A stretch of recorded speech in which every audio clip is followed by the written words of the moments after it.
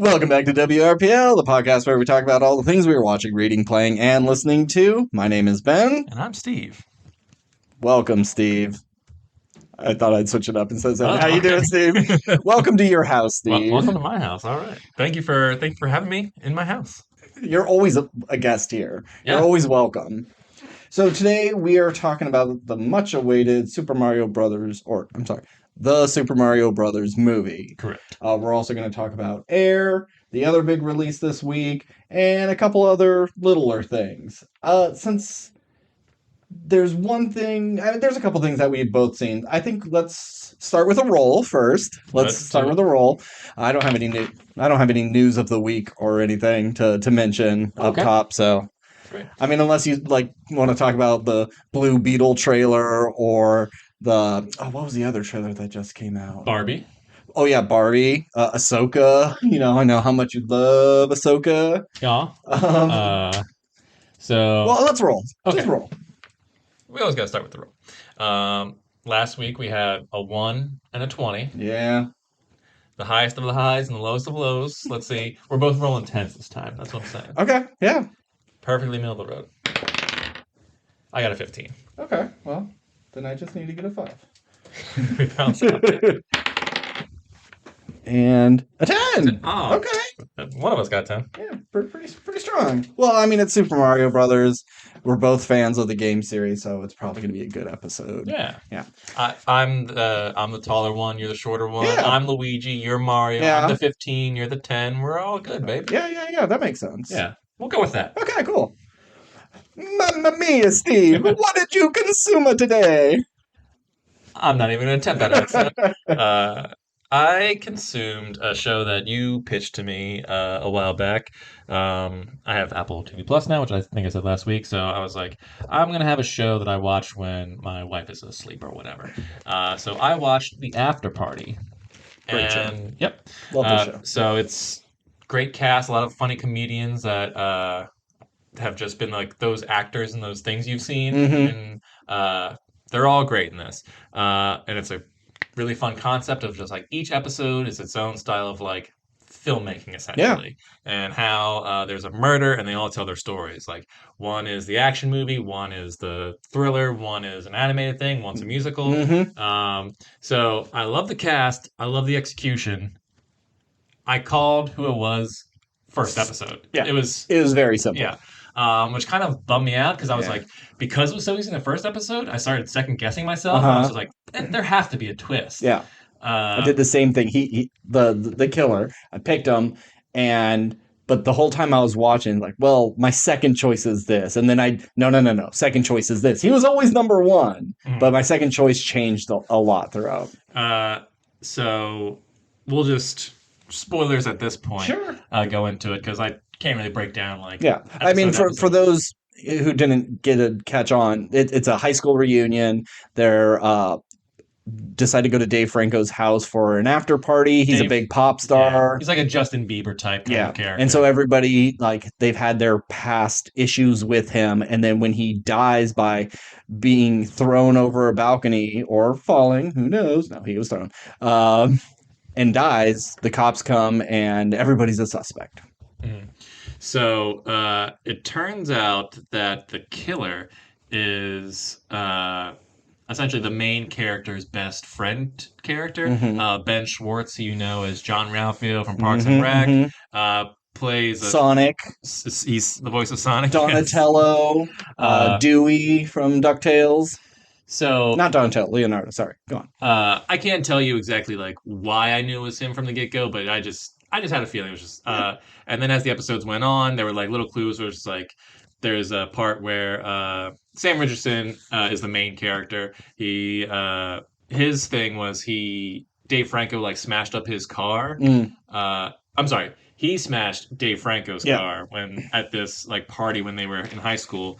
And so, and Dave Franco caused him to lose a scholarship because he got arrested because of that. Like, so this is why I don't like Dave Franco. And so he was like prime suspect number one. But his best friend, Ben Schwartz, he was in a ska band with Dave Franco in high school, and he thought he was supposed to be like the big music and star, and he was going to go solo. And he like kicked Dave Franco out of the like two-man band. Mhm. But Dave Franco was the one who went on to be famous and rich and successful, and Stole his lines. yeah, stole his lines. So it became in like episode 2, they find like a piece of paper in a garbage can that says like I'm gonna get you or something like that. And I was like, this is definitely like music lyrics. And then as they're Hmm. putting the thing together, it's like, oh, it's a revenge note. Oh, this rhymes. And like, oh, it's a song. It's like Yeah. I called that like immediately. Yeah. Uh, but anyway, so that kind of like bummed me out. But I thought like halfway through, oh, well, as we're like seeing these stories unfold, Dave Franco has reasons to hate all these people. So I Hmm. thought it was going to be Dave Franco faked his death. And like Oh. maybe Tiffany Haddish and the police were like actors because he has money. It's like this was Yeah. all going to be some ploy to just like shove it in everyone's faces because it's like, yeah, like I was kind of like a weirdo douche in school and I maybe made bad choices, but all you people like kind of hurt me too. Hmm. So I thought that would have been like a fun twist on just like everyone was bad people and they're all sort of like either intentionally or unintentionally like getting revenge on each other. But no, Dave Franco was murdered. Yeah. So it was by the end I was just like, this was fine. I thought there was some stuff that was really funny, but a lot of times like jokes didn't land for me. Okay. I love the concept, love the cast. I thought it was pretty well executed for the most part, but because I called the killer immediately, and because it like didn't make me laugh as much as I wanted to, Hmm. this is I think this is a I would tell people if you have free time, you can check it out. It Okay. might be your thing, but I wouldn't necessarily like recommend it because I didn't love it. I Which is wouldn't tell possible. anybody to sign up for Oh Apple yeah. to get this, but if you have Apple, you should watch it. Yeah, it. I had my expectations pretty high, and I was pretty Hmm. bummed that it didn't quite reach the level. Because, like I said, I think everyone in this show is great. Yeah. Um, the thing that made me laugh the hardest was Sam Richardson going up and doing karaoke, but the song choice wasn't right, and it was the "My Neck, My Back" song. Oh yeah. And just like he had to ad lib stuff on it. It's like my neck, my back, Marion Barry, smoke some crack. Just like his sort of like I can't say these like words, so I'll uh, say I don't know. The way he like delivered it was just really really funny. yeah. And So your boy from Search Party was the other cop. Yeah. I was very happy to see him in Yeah. another thing because Hmm. uh, I love him in Search Party, and I haven't seen him in anything other than that. So to see him Yeah. like pop up in the very next show I watch, I was like, oh great, cool. Yeah. Awesome. Well, we could talk a little about Ted Lasso since Mhm. I've got my Apple back. I was able to catch up with what is released for season 3. How far have you gotten in season 2? I have completed season 2. I have not watched any of season 3 Okay. yet. So, how do you feel about like Nate's betrayal?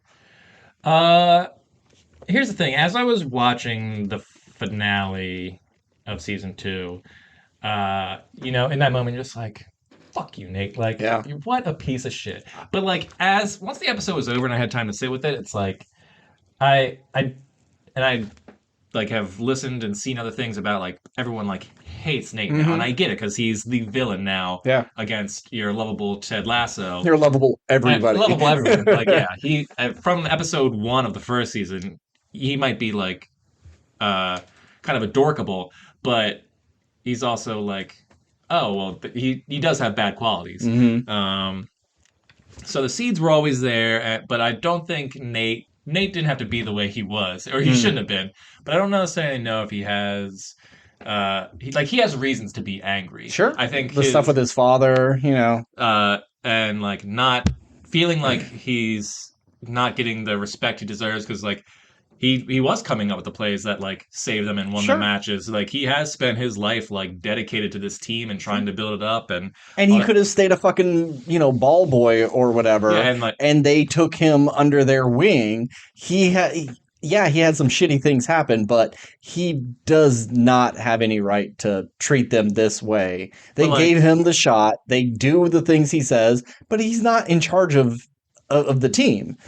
But you have this guy who comes in, and it's like as great as Ted is, he is a man who came from another country, who doesn't know the game, who currently 2 seasons in doesn't know the game all that Mm-hmm. well, Mm-hmm. who like everyone loves because he's just like, hey man, it's all about winning. Let's all make each Yeah. other better people. And it's just like I I want to win. Like I'm the reason we are winning, but you're getting all the credit. And it's like, and I liked that scene in the finale where he kind of like, don't you guys ever want credit? It's like I come up with the play, but everyone loves Ted. It's just like, yeah, that's the job. He's the head coach. It's like our job is to like get them to win. But it's like when the team fails, they're blaming Ted. When they Mm-hmm. succeed, they say it's Ted. Mm-hmm. It's like Ted takes the good and the bad, and he's just like the face essentially. Um, and also, Ted was hired to tank the team. Yeah. Ted didn't know that, Sure. but so anyway, my point is like I I I get it. I think that uh, Nate is justified in his anger, even though it may be misplaced. Because even in the finale, Ted is like, "All right, let's do Nate's uh, what's it called? Mm. False nine maneuver." And it's like, "Oh, you're giving me credit to like shove it in my face." It's like Ted's Mm-hmm. doing all the stuff uh, correctly, but Nate's just not like seeing it. It's like because he's like, I feel like I should get more credit. Mm-hmm. I get it. Uh, okay. Before I ask your questions, I watched the first 2 episodes of Dave, Mhm. and Dave is very raunchy. They do not hold back on anything. So I watched those 2 episodes. Then I watched season 3, episode 1 of Ted Lasso, and I fucking hated it. I was like, this show kind of sucks. I think this is going to be a bad season. I am not enjoying this at all. But I think it was because it's so sweet and genuine and just super saccharine. Going from the whiplash of Dave to Ted Lasso kind of put a bad taste in my mouth. And by the Okay. time I got to episode 2, it was like, okay, no, now I remember this is a very different show. I have to kind of cleanse my palate. I should have watched some YouTube or something in between it. But the 4 episodes I have seen, I have enjoyed. They have introduced 2 new characters that I absolutely hate. So we have like a Keeley, someone from Keeley's past, Hmm. like a party girl sort Okay. of person. Don't like her. And then a new player who's the best of the best of the best of the best of the best. And he's searching around of what team he wants to be a part of. And he's this very guru, energy, spiritual sort of dude. Okay. And he's huge. He towers over everyone. But that sort of person really rubs me the wrong way. And to see people just fawn all over him, even though he's being just this pretentious, like phony, spiritual type of person.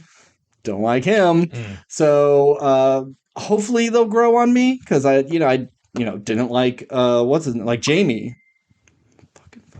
Didn't like Jamie until season 2 comes along and Yeah. he's actually starts becoming a decent person and standing up to his dad. So hopefully these characters will grow on me as well. Fucking just unlock, you stupid shit. Yeah, I mean, I think that's the hard part about watching Ted Lasso is just like by the end of season 2, like anyone who was like kind of a villain in season 1 is now like not necessarily a good person, but like you don't dislike them Yeah, anymore. And other than Rebecca's ex-husband, because sure. he's Yeah, always a piece of shit. there's gonna be no redeeming that Yeah, guy. that guy will always probably be a bad person. Uh, but so it's just like now you just have like these lovable characters. Like you love the entire cast. Like everyone's a good person. So any like wrench you throw in, you're just like, well, I immediately hate this person, which I'm sure is like the point. But it's like you don't want to go like this is the show that's like a warm blanket that keeps you like Hmm. nice and cozy. And here's this like piece of ice that's getting thrown into that blanket, and like now you're just like, God damn it, how do I get this thing out? Yeah. So I get that, and I'm sure at some point either those characters will like rightfully disappear or they'll Hmm. come into the fold and be a Yeah. lovely addition. Uh, but I really like season 2. I get why people might not like it as much as season 1 because season Hmm. 1 was just all like Ted being a lovable puppy and like Yeah. turning everyone like feeding off of his energy. Where Yeah. season 2 was like, oh well, now Ted has his own kind of like demons Hmm. that make him not as lovable as season 1. on top of like I wouldn't say everything. not as lovable. Oh yeah, I think you even love him more. You sympathize because you love Ted so much. You don't want him to go through this shit. Like well, there's sure. so much of a darker side to him that nobody else sees, and it's so sad to see. You just want him to be happy with his wife and be with his kid, Hmm. but he's having these panic attacks and is kind of doesn't want to go to the therapist. What do you think of the therapist? Uh, I I wasn't sure how I felt about it before because she seems so robotic. Yeah. It's like here's someone with all personality and here's someone with like no personality. So it Mm-hmm. makes sense that those two would kind of like butt heads and he's trying to like break down her walls, but she's like, you're the one who needs to break down their walls, but they kind of Mm-hmm. break down each other's walls. And I like how they became friendly by the end. I thought that was very sweet.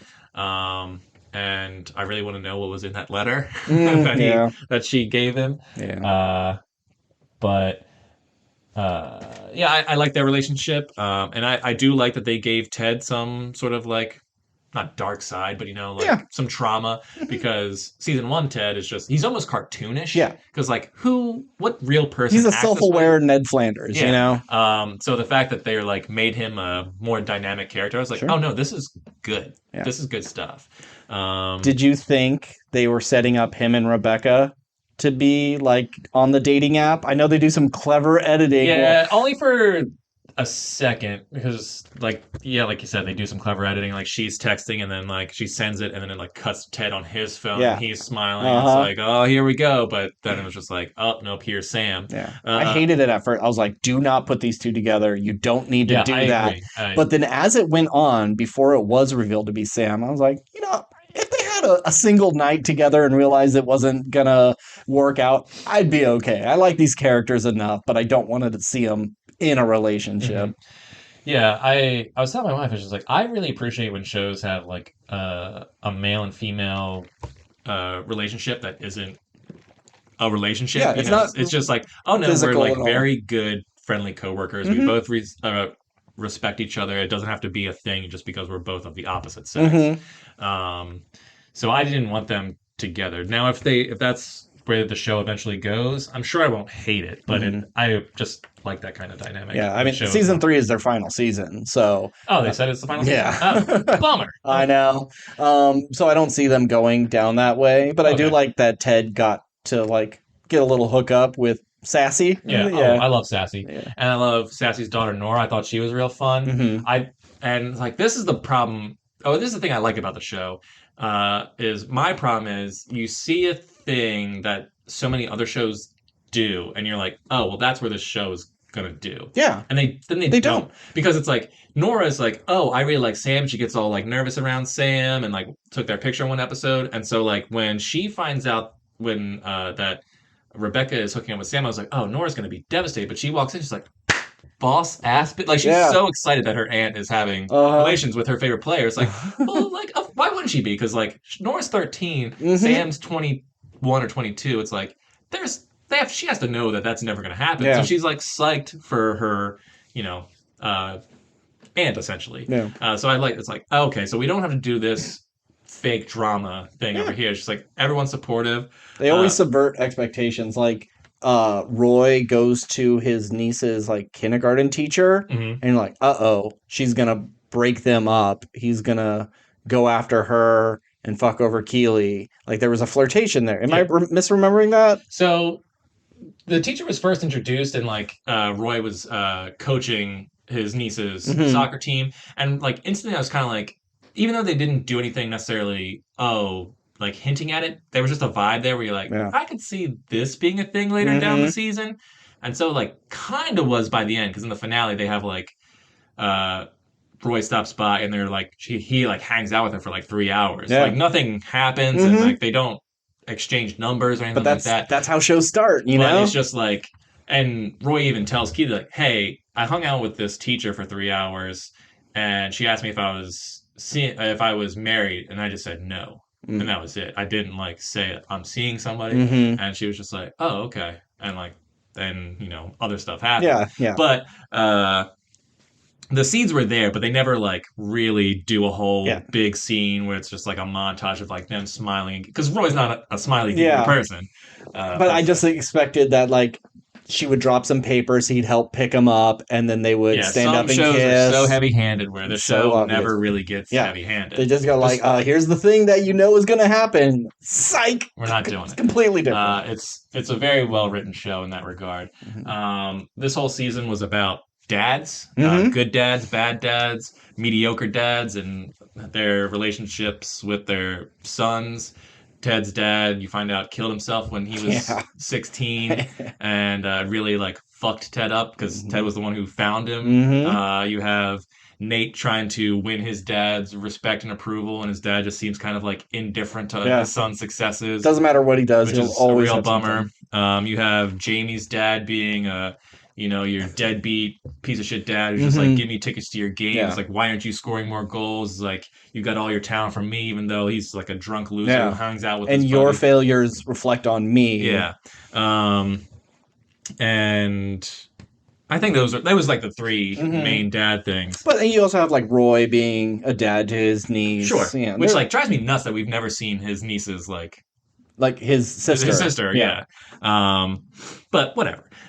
So it was very dad heavy, and like Jamie has his thing with his dad, and like Roy, his arch nemesis from season 1, is the one who comes over and hugs him. My wife's Mhm. crying next to me because it was just like so beautiful. Yeah. And just like Jason Sudeikis doing the best acting he's ever done Mhm.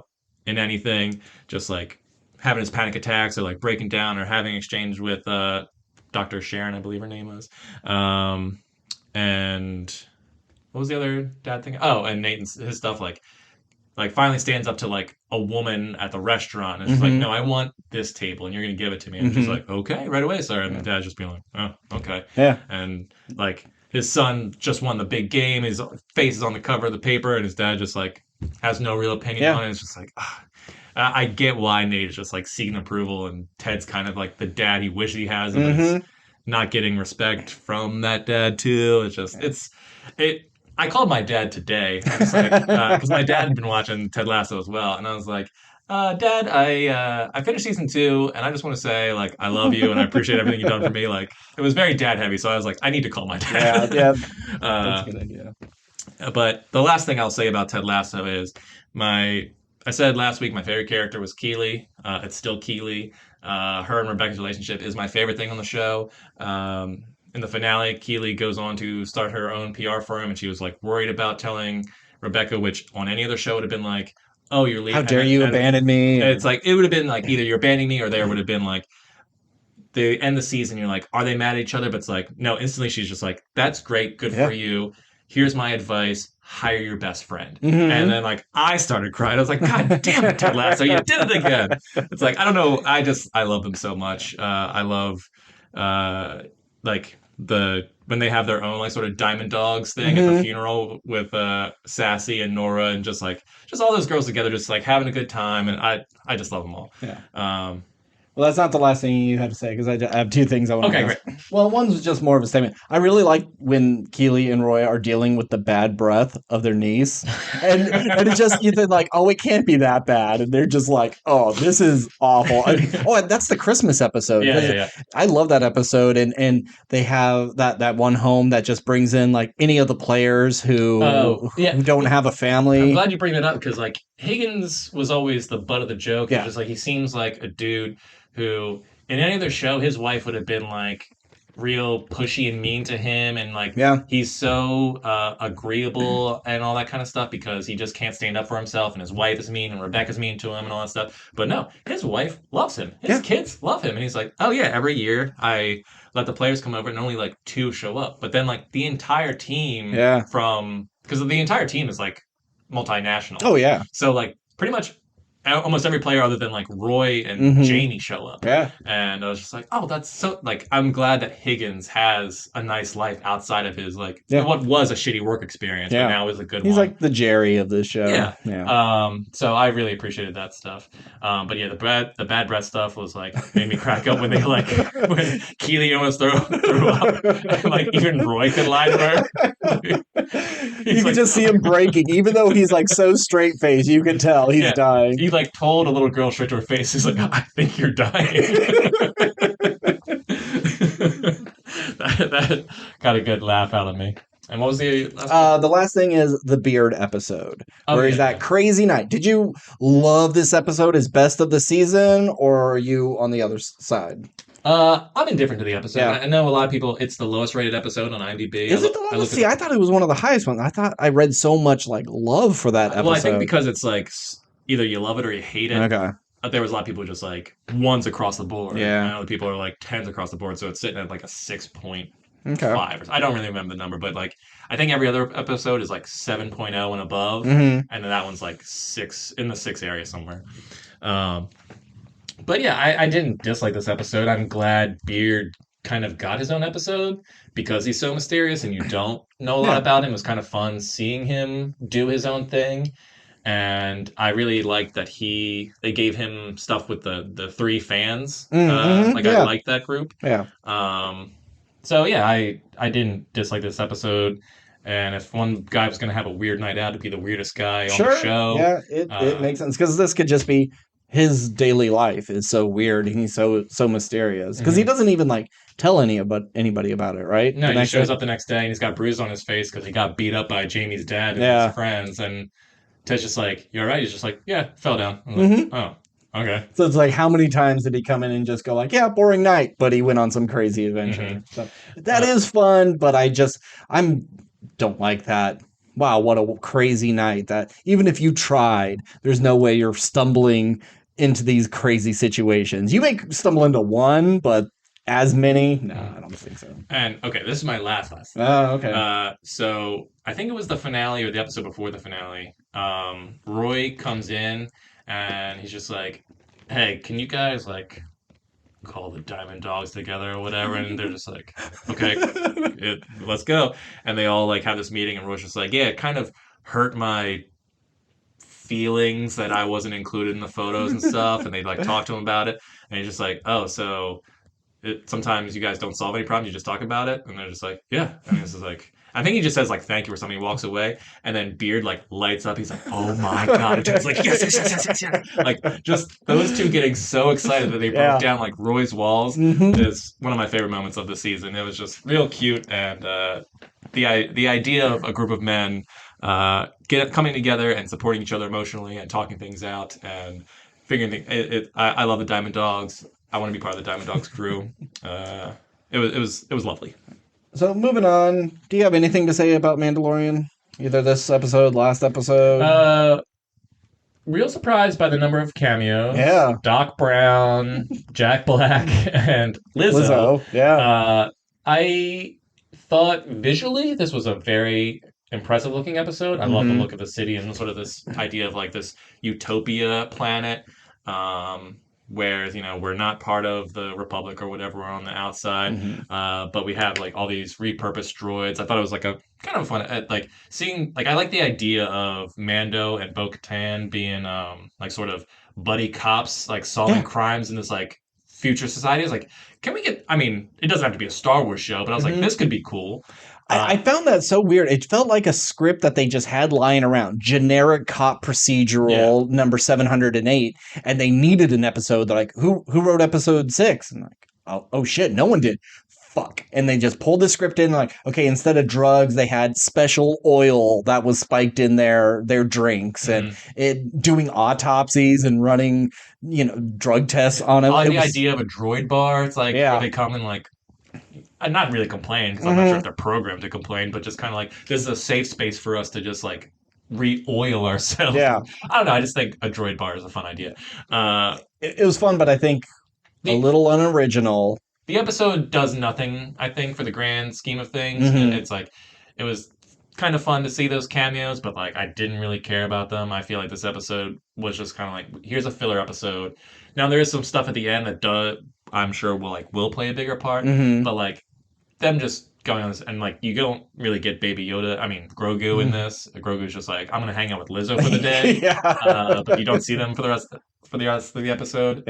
So I liked the look of it. I thought this was a fun idea, but in terms of like how it carries on the show, like I don't really give a shit. Hmm. Uh, and then the stuff at the end where like I liked the Mandalorian fight between Bo-Katan and the guy, just like Mm-hmm. using all their different weapons and all that stuff, and Mando giving her the dark saber, Yeah. and like that was all. And not just not making up some bullshit excuse. Like, yeah, maybe no one else would have thought of that, but like he did have something in his pocket to be like, no, she actually did earn this in a way. Mhm. Maybe it's not the way you guys are expecting. Right. So that was nice. So I enjoyed watching the episode, but did it make me care more about the Mandalorian show? Mm-hmm. No. Yeah. And in terms of the Ahsoka trailer, Yeah. looks like the Mandalorian Sure trailers. does. It looks like it fits in the world, but Yeah. once again, It's just, hey, Thrawn. Thrawn's coming. You like Thrawn? This is the next big thing. yes. Yeah.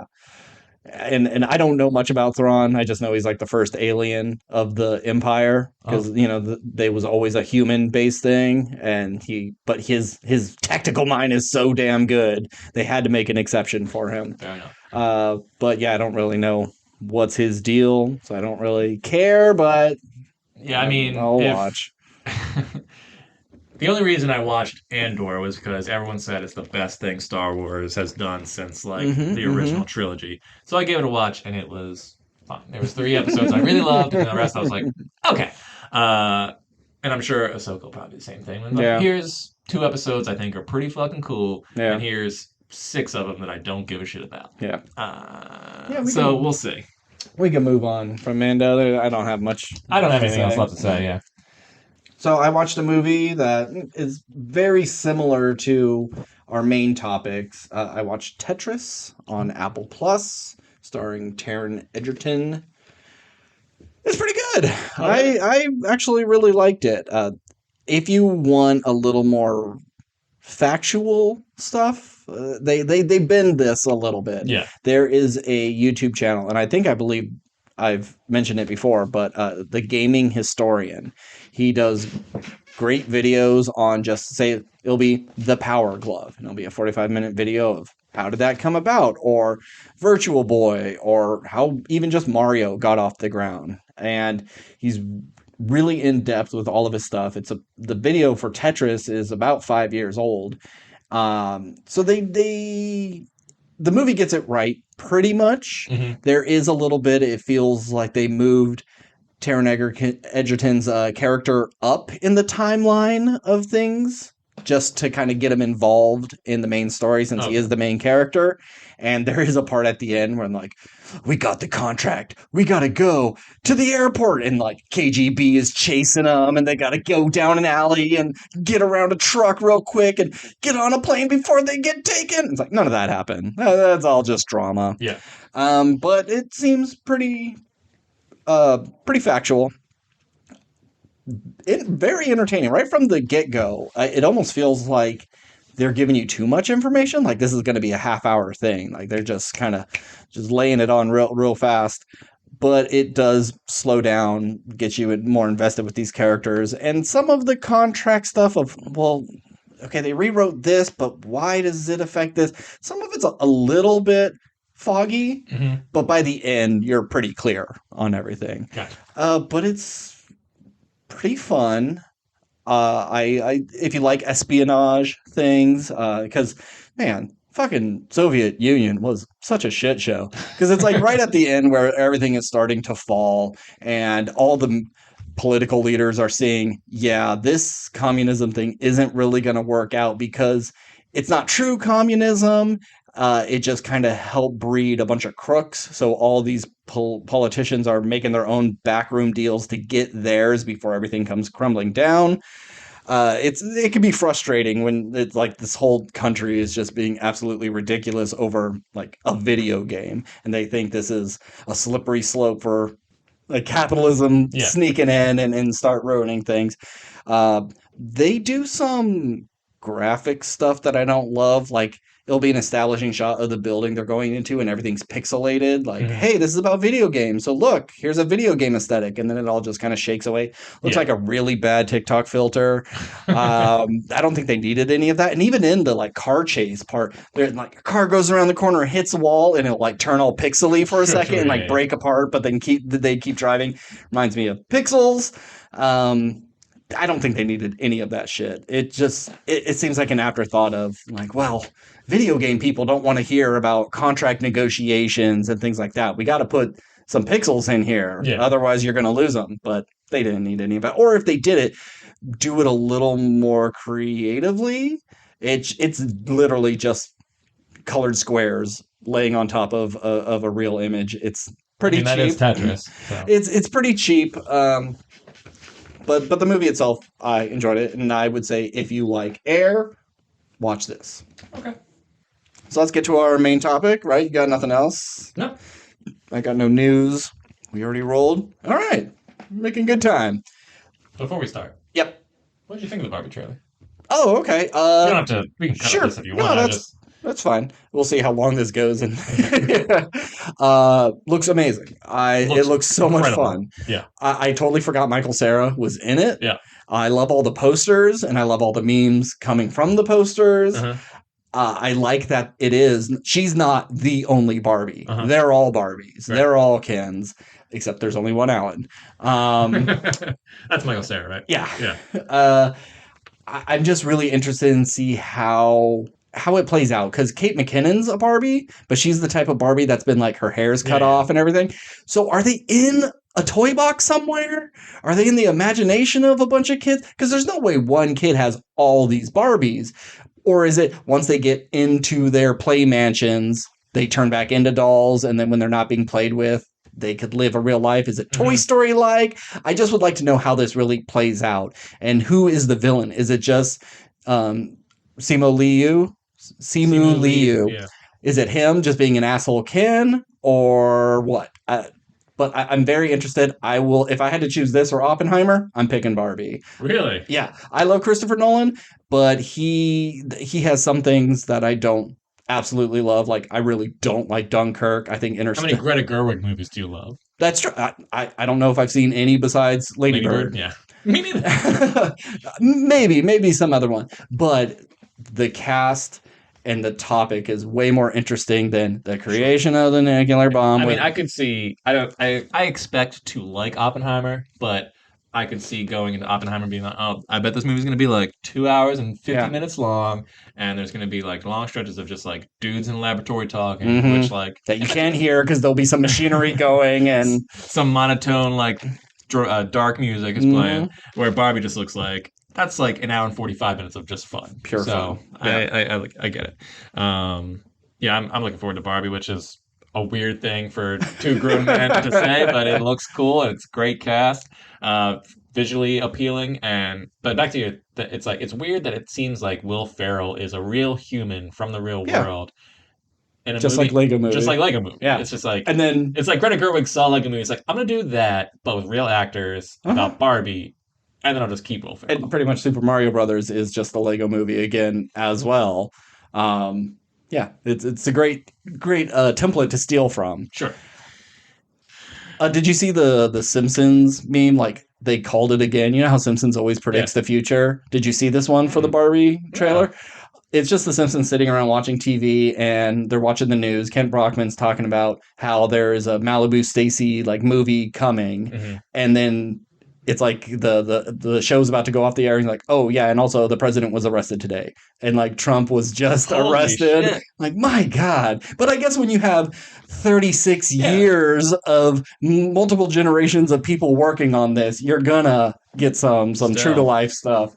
But yeah, once again, they did it.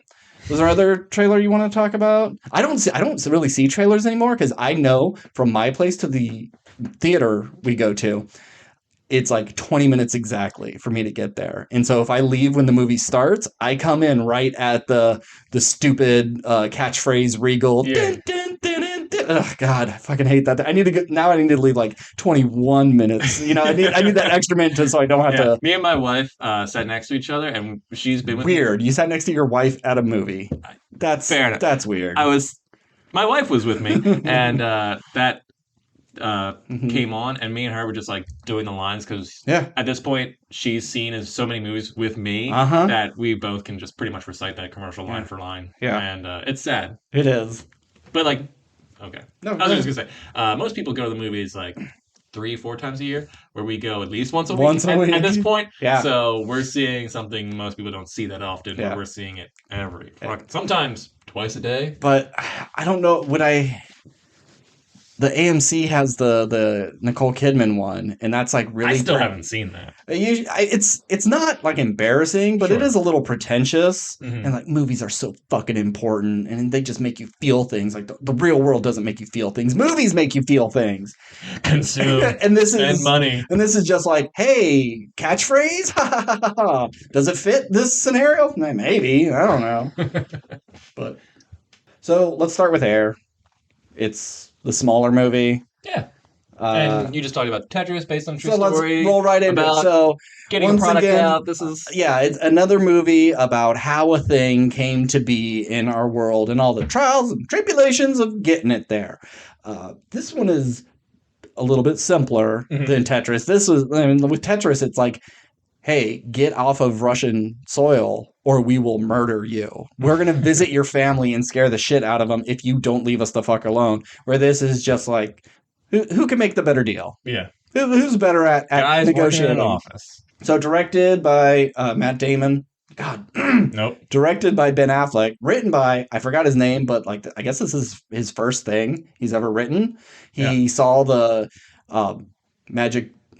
the Michael Last Jordan, Dance. the Last Dance thing, and said, Great hey, documentary. I'm going to make a spec script. And it was so good that it got picked up. And then Ben Affleck got attached to it. So, lucky dude. That's pretty great. Sometimes it's all it takes. Yeah. I don't think Ben Affleck needed to direct this. I know his last movie wasn't a huge hit. The gangster one, right? Wasn't that? The last one, Something by Night. Live by Night. That wasn't his last one, I don't think. I think that was the last thing he directed. You might be right. I mean, he was in that Ana de Armas movie, like Deep Water, Dark Water, something like that. Deep Water? Is it Dark Water? No, Dark Water is with what's her face from Labyrinth, and it's like a Japanese remake with John C. Reilly. Jennifer Connelly. I'm pretty sure this is the last thing he directed. Give me 1 second, because it's gonna drive me nuts. But I don't think he needed to do it. You look at all of his other movies, there's something a little more to them. I think he would have done the Tetris movie more justice than this. And if it's just a thing he likes Jordan, he likes the shoes. Oh, you're right. But I don't know why he had to be in this. I'd say he's maybe my least. Nobody does a bad job acting in this. No. This is really good performances. I mean, even you got Marlon Wayans and Chris Tucker in the same movie, and they're not screeching and being annoying as hell. So I would say Ben Affleck is probably my least favorite person. He has like one good part when they come into that meeting and he's trying to explain why he's late and they're already ready to move past it. But he's like, no, I need to explain. I'm an important businessman. That's the only scene in this movie that like made me cringe. Yeah, it's embarrassing. But we'll get to that later. But what'd you think? How'd you like this overall? I mean, I heard Is it the next Jerry Maguire, like they all say? No, this is a pretty crowd pleasing movie. I think most people who will love this are like 30 and up. I don't think that it's a movie like necessarily 18-year-olds would enjoy. I'm really into Jordans and that history. I'm sure there's sneakerheads who would enjoy it. And it's not like boring by any means. It's under 2 hours, which is great. I was worried on my way. I'm like, I didn't check this. Is this going to be a 2 hour, 45-minute thing? Because I'm not ready for that. So it moves quickly. It's not hard to follow. You have these sort of business. It's all about like branding and like creating a product, and it's just dudes in an office like talking about how we Yeah. can make this thing happen. So at times that can be kind of boring unless you have like Sorkin-esque dialogue, which Yeah. this definitely doesn't have. Mm-hmm. But Yeah, it's not Moneyball. yeah. But it sort of subverts that sort of like boring offices with just like really good performances and Mm-hmm. like sort of just guys who are passionate about basketball and like bringing something to the table, literally shoes to the table. So I enjoyed it. It was missing a thing for me, which we can get into later. But I don't think this movie does anything wrong. Like you said, I agree that Ben Affleck didn't have to direct it. I Yeah. think there's nothing about this movie that's like, oh yeah, this is an Affleck film, Mm-hmm. because he went from doing crime dramas to this, Yeah. which is a really weird turn. But I mean, it's perfectly fine. It's just visually, I don't think it like does anything interesting. No. But I would say it's not. But it's not.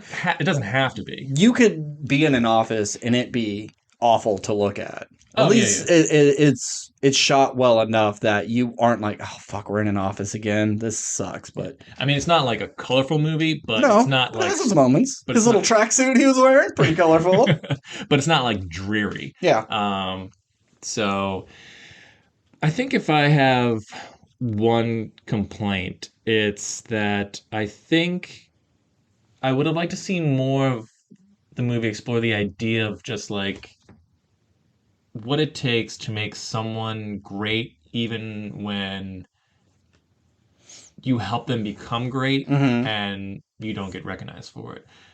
So we get to the end, and Matt Damon makes this long, impassioned speech about why Michael should be part of Nike. And he's like, everyone in this room, we will be forgotten after we die. No one will ever know our names, but you will live on forever. Mm-hmm. And so you have this group of people who essentially created a shoe.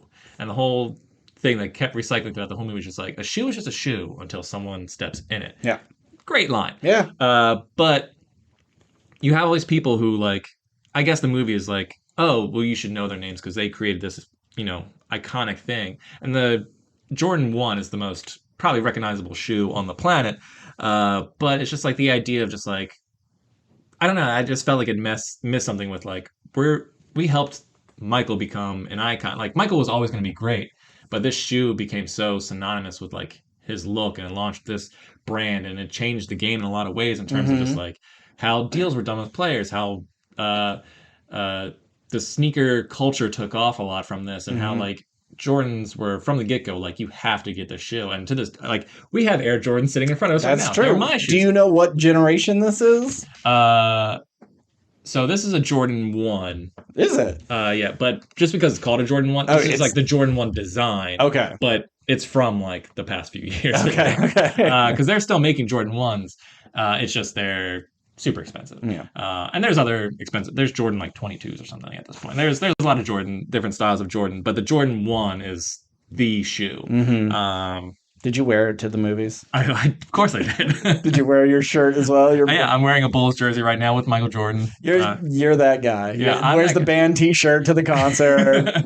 I never have like cosplayed to like a movie premiere or anything like that. Like there's people who like dress up as Captain America when they see the Endgame. So this was like me doing that. Which should have done blackface. Really commit to it. Yeah, if I'm gonna be Jordan, I'm gonna go Jordan all the way.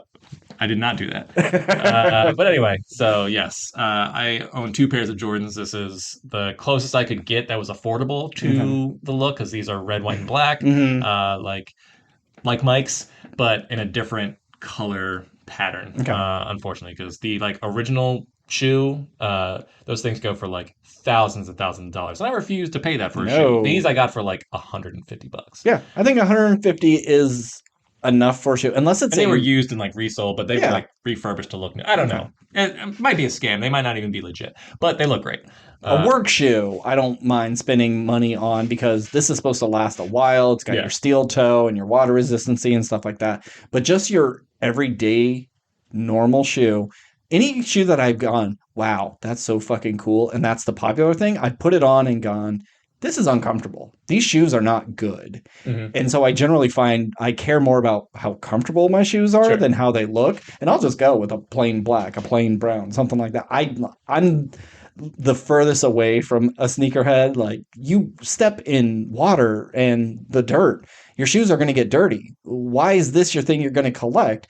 You're taking all of its purpose out. It's like the video game collectors who, oh, well, this is mint in box. Well, what fucking fun is that if you don't get to play it? Yeah.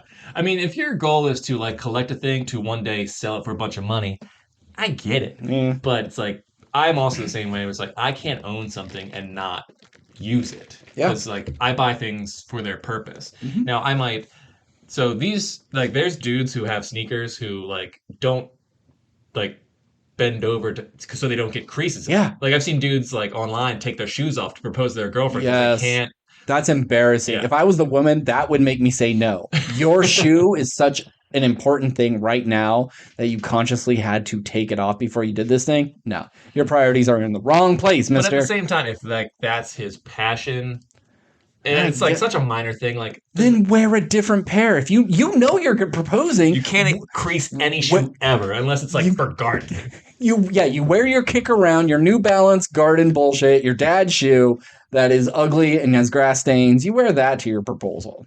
I will say that this is the first pair of shoes I've ever like taken care of, where like I purposely like will clean them up. Like I don't care, like they have dirt and stuff on them. There's like if they, but these are like I wear these a lot, so over time I know they're gonna get bad, but I do clean them up so they like last longer because I don't want to buy Jordans again, and Yeah. especially after this movie, I can see Jordan stock going Oh, up yeah. again, and it's like Oh, these yeah. shoes are gonna be even more expensive Mhm. because some of these things are like $300, $500 for like a single pair of shoes. It's ridiculous. Wow.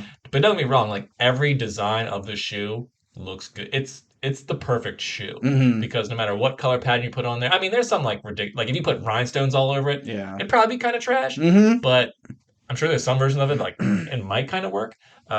But yeah, it's just a great looking shoe. But is it a comfortable Is shoe? it a comfortable shoe? Not really.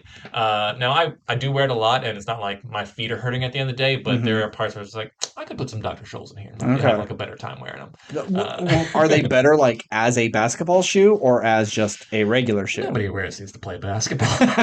No one's worn these to play basketball since like early 2000s. Well, Ben Affleck made a point of, when they're running, they wear a running shoe. When they're walking, they're wearing a running shoe. When they're just running errands, they're wearing a running shoe because they are the most comfortable thing. There are, of course, like just because of advancements and all that stuff, there are basketball shoes that are designed to be great basketball shoes, where these are just designed, I think, to be iconic and. I mean, Jordan played in these things. You can play basketball in these things. But I'm sure he could play in clogs and he'd be perfectly fine. But there are shoes that have like specific like soles and stuff to like make you jump higher and all that kind of stuff. Yeah. So like these don't do that. I like that. Like there's weightlifting shoes, and like by the toes or the heels, it's just a little bit wider. So it's like, oh, you could have better balance.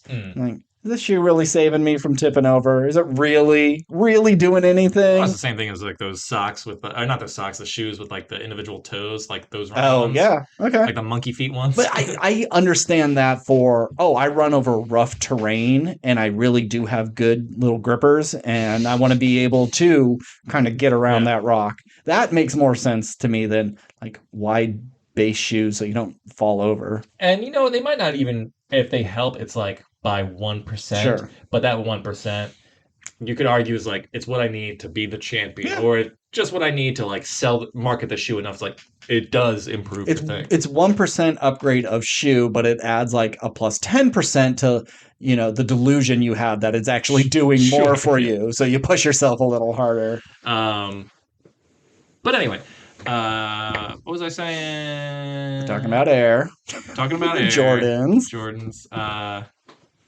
I think you had a point, but then we just went on a tangent. Well, I was saying, like, I think it's an interesting idea of the unsung heroes who can make someone great. It's like they didn't affect his basketball game, but they did change so much. And you might know their names from watching this movie, and I don't know if they changed anyone. I know Phil Knight is or at least I don't know if he still is, but was the head of Nike. And I mean, they showed their pictures in the end credits. Yeah, but sometimes they change people's names for like legal reasons. Yeah, let's combine these three. Because I'm pretty sure Matt Damon was a Hispanic man in real life. Okay. But yeah, the guy who Taron Egerton was playing looked a little darker. So, but anyway, and the idea of um, like, oh, I have this great idea, but we're gonna risk our entire company on it. And they like kind Mm-hmm. of touch on it a little bit. It's like I feel like they just touched on a lot of ideas, but never really like did a deep dive. And Mm-hmm. maybe they didn't need to because it was gonna make the movie longer. And like, it's not really about that. It's about like this shoe Mm-hmm. and Michael. But the idea of just like, oh well, like it's great that you believe in this thing, but if this thing does fail, or Michael and his mom don't agree to our deal. The company's going under, or at least the Mm-hmm. basketball division's going under. And all of us who have lives, who like want to see our kids, we're not going to now because of you. Mm-hmm. And I just like that idea. It's like, oh well, like I know this is great, but no one else can see it. But because no one else can see it, if I'm wrong or even if Mm-hmm. I'm right and this doesn't take off, then I will fall into obscurity and like there's some interesting stuff there. Sure. It just doesn't really dive into it because it's like just about a pitch meeting. Yeah. I think I gave this a B. I gave Tetris a B plus. Hmm. I think Tetris is a little more engaging because even if you do know the Tetris will end up at Nintendo, the path there is a little more murky because there are government officials and the Hmm. KGB and all that. Whereas watching Air, I didn't have any sense of, oh no, this isn't going to work out. Sure. I was just biding my time until someone made that really good speech and wins them over in the end. It's just a foregone conclusion. You know exactly how this all shakes out. So, as a story, I wasn't as invested in Hmm. this as I was with Tetris, but I think just adding that little bit of espionage, spy, Sure. mystery to it just elevated it just enough. Yeah. And isn't that kind of like the funny thing though, is just that we know our story isn't fun, so we're gonna make some shit up so Yeah, people will like have a reason to watch something, and sure. like we can put this chase sequence in the Yeah. trailer, Mm-hmm. where then you have like this thing which doesn't really embellish all that As far much, as we know. as far as I know, and is one could argue equally interesting. Yeah. But what do you think of not seeing Michael's face? Isn't I mean I get it, but it's still so It's weird. stupid. Like everybody in this movie is playing a real person and they don't necessarily look exactly like him. So why are we hiding Jordan's face? Could you not find someone who was at least just like the right age and the right skin tone and looked close enough? I mean, look at they got Cuba Gooding Jr. to play O.J. Simpson. He looks nothing like O.J. Simpson, but who cares? You're there to just watch the trial. They go through such lengths to hide his face. It just got annoying. I stopped paying attention to what people are saying and waiting for his face to poke around and or someone walk in frame, and I just don't see why it was necessary. Well, I know I read Ben Affleck basically saying like we thought about it and it just seems like because Michael is so recognizable and so like iconic, if we saw someone else's face, Mm-hmm. it would just take you out of it. Because it's just like, well, Deep fake it then. that's not my. And then that was my thought. It's just like, well, can we deep fake it? Because plenty of other movies have Yeah. done that. You can de-age Michael, and I think it would look great. It's like my whole thing was just like, here's Matt Damon. He's gonna make the speech. You haven't seen Mike's face, and the camera pans up, and then you see his face, and Mike's kind of smiling, and is like, oh, you know, you got him. Yeah. And like that would have been the thing, and you just have a deep fake, and it would Yeah. have worked because you only need him for that one One shot. shot, and then you can hide him for the rest of the movie. And it Or justifies and it, all that hiding because, like, look, here's our yeah, money shot. yeah. But my thought process was, and I don't know if this is true. This is just my theory. Is because Ben Affleck has said, I've talked to Michael a bunch of times, and he had some stipulations about making this movie, and he gave us Mm-hmm. information. It's like these people need to appear, and I want Viola Davis to play my mom, and you hire these three black actors to play these characters. Mm-hmm. You can make the movie, and Oh, so did he pick Marlon Wayans and Chris Tucker? I don't think he picked Marlon. He's like, you need to include Marlon Wayne's character, and so Okay. they gave him that scene, but they didn't. I don't think he said pick Marlon Wayne, Okay. but I do believe he. I know for a fact he said Viola Davis, and I'm pretty sure he said Chris Tucker should play this character. Okay. Um, so Michael was in a way part of casting. Yeah. So it seems like Michael was involved and like knew of it and was like cool with how it all went down, Yeah. and from what I can tell, like likes the movie. Mm-hmm. But it just seems like my theory is on why his face isn't in it is because like bro, you can't afford me. I'm a fucking billionaire. Yeah. Anything with my likeness, I'm taking my Yeah. percentage. Yeah. And so they're just like, well, we can't afford Mike, Yeah. so we'll just like shoot around him and Yeah, not show his maybe. face, which Okay. I get, but it's like you just needed him for One shot. one shot, and it would have Yeah. like elevated the movie just a little bit more. Just a hair. But I liked Jason Bateman in it. I Mm-hmm. liked Damon's speech. It did feel a little movie-ish, but Yeah. I liked as he's speaking, and it intercuts with like kind of Michael's journey, which Yeah. if That he's anyone predicting. that it's like here's your future. It's like these bad things are gonna happen to you, and shows like his dad getting murdered. Yeah, Not showing his dad getting murdered, but yeah, it was a weird take. I don't know why they did it. uh, Do you know why his dad was shot? Do you remember the story on that? watching the documentary, it was so there were theories that Michael made because Michael was like a notorious bettor, Oh, and so yeah. that was the controversy. Was like Michael made bets with the wrong people, and they murdered his dad for it. And Oh. then, but like there, at least from the documentary, saying there was no evidence of any of that. Okay. It was just Michael's dad was in the wrong place at the wrong time, and he got killed. So he wasn't a target.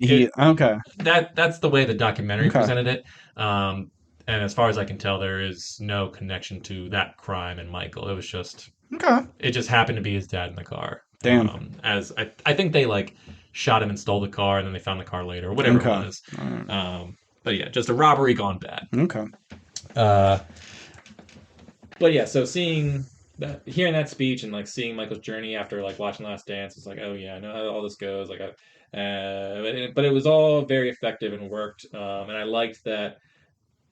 I liked Phil Knight's character. It's like Ben Affleck. I didn't know if he needed to like be Phil Knight, Mm-hmm. but I enjoyed that his character was always kind of going like, dude, you're really fucking me over here. But then it's like, but him believing in Matt Damon's character is like, all right, I'll talk to the board. And Mm-hmm. like, he always kind of had his back in the end. Yeah. Because like, what else are we gonna do? We can't Yeah. take these other scrubs. Mm-hmm. And then they were dropping plenty of names from the draft, like John Stockton, who went on to be a Hall of Famer. Like all these dudes, like went on to do great things, Mm-hmm. but they were always all of them second to Mike. Yeah. It's like if you got Mike, you had whoever won Mike was going to win everything, and it just happened to be Nike. Mm-hmm. It was like the lineup in Mike's draft was like incredible, like all great players, but like unless you're a basketball fan, you don't know their names. No, I was waiting for some, and it's like, okay, I know Larry Bird, I know that person, and there, I think there was one other, and everybody else, it could have all been fake, made up people for all I knew. Yeah. It's just it's funny to see. It's just like we bet it all on a rookie, and it turned out to be the greatest player of all time. Yeah. So Billions made. Billions and billions made. Cool. I think we need to move on. Sure. Do you have any last words B. before I blow your braids out? Okay, B. I'll give it a B. Yep. Yeah. So let's get to our main topic, the Super Mario Brothers movie. Our first movie in, was it 30 years? Was it 93, I think? 1993. Yeah, I think we had this conversation last week. 30 years for them to go, duh, you make a cartoon. You don't try to live action this short Italian plumber who his girlfriend is twice his height. Like it just doesn't work. Shout out to the Short Kings. It's my same thoughts on people going like, oh, they really need to make a Dragon Ball Z movie, but who can they get to play them? You don't. You do motion capture, you do go the Avatar route, you make it as hyper real as possible, but it has to be animated because seeing real people do that is stupid. Yep. I don't know about the Avatar route, but I agree that there's no way to do it live action. Why not that? I mean, the most realistic CG ever. You don't try to make them look like real people. I would need to see some concepts because I think if you I think it would be jarring. It's like, oh, these are supposed to be real people, but they're not. Like Avatar makes sense because they're aliens. Sure, but I mean, real enough where you see skin tone and pores. They can still have the bigger eyes, the big hair. It's just you don't make it too cartoony because then it just looks like the TV show. You need to, if you're gonna do another animated version, you're gonna have to go on this next level. I need proof of concept, buddy, because I mean, I feel you, and I hope you're right. It might be jarring to the eyes. Well, let's talk about jarring. first thing, like They put Bowser in a jar. well, that's true. The thing everybody was the most worried about was Chris Pratt's voice. He's not Mario. Yeah, and I'm glad they start the movie off with their commercial, and he is laying it on thick. This And was so weird to me. yeah, But continue. I just because imagine hearing that through the whole fucking thing. It would be awful. And then 2 minutes in, by the time he's having dinner with the rest of his family, I don't even think, hey, that's Chris Pratt. It sounds enough like Mario. He throws in a couple Mamma Mia's, and that's my drinking. Couple. Yeah, that's my drinking game. Ugh. Drink every time he says Wahoo or Mamma Mia. And I thought his voice was fine. I think all these voices were perfectly fine, especially Jack Black as Bowser. I think that is perfect. Maybe the weakest would be Fred Armisen as Cranky Kong. Oh, why And did you get Larry David? I mean, maybe Larry David would.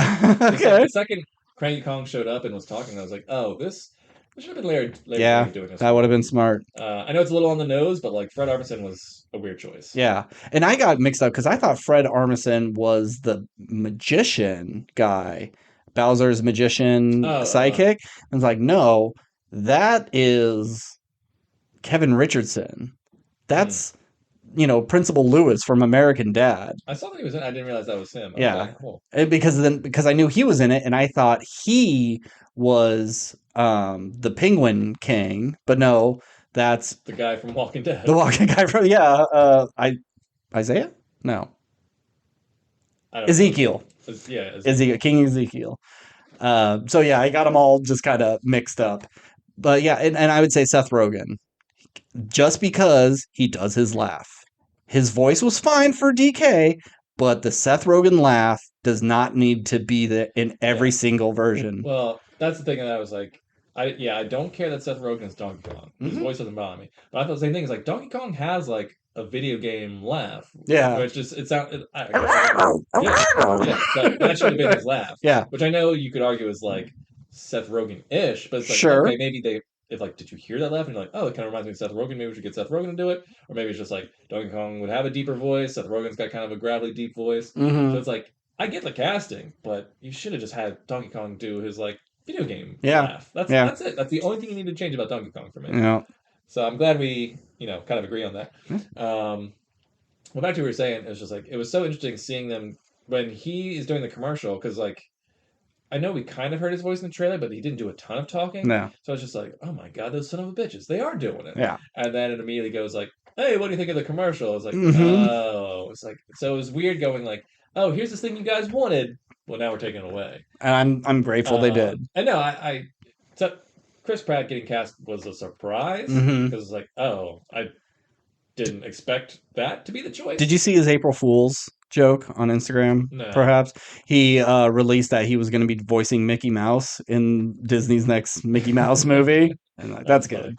But yeah, I had no problem with Chris Pratt's voice, or like you said, anyone's voice, other than the minor nitpicks that we had. I saw a lot of people giving like shit to Anya Taylor-Joy about like, her voice being like. I don't think she was fine. She just, like Seth Rogen, just does her voice. Yeah. She's not trying to sell it in any way. And you can say, well, Charlie Day really doesn't do anything to his voice, but they cast him because his voice is already perfect. Yeah. And I think Charlie Day, perfect. He's the best voice cast in this. Yeah. Him and Jack Black are perfect. Yeah. She could have done something with it, I guess, but even Peach's voice is just a little too breathy, and oh my. You really want to hear that the whole time? Yeah, everyone's in video games has annoying voices. Yeah, especially Mario.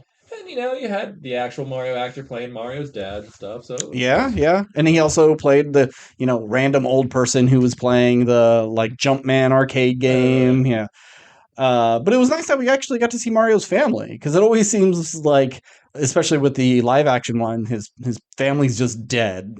Something tragic happened, and it's just Mario and Luigi. So it was nice to see that he had an extended family. Do you think he has the last name, or do you think they're still the Mario It's Marios? Mario. Yeah, absolutely. And Luigi Mario. And Okay. I think it could be even played off as his name. His first name isn't Mario, but like his dad was something Mario. Like say they were both named Giuseppe Mario, and Giuseppe Mario Jr.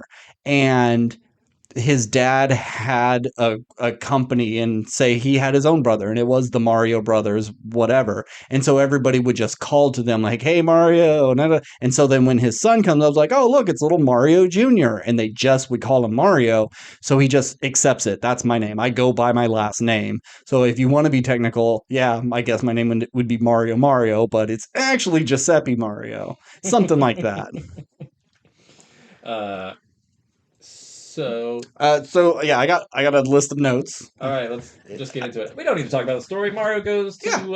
Well, the that's Mushroom Kingdom and has to defeat Bowser well, with, he has to with actually. his brother Luigi. He's just trying to get his brother back. He's not really there to defeat him. Peach Sure. is on a mission to defeat him. He's just tagging along, and there really is no story to talk about. There's nothing more than they're in the Mushroom Kingdom and Bowser's the bad guy. That's it. Because this movie is a kids movie. This is probably the best example of just like such a perfectly fine movie for anybody. There's nothing violent, there's nothing offensive.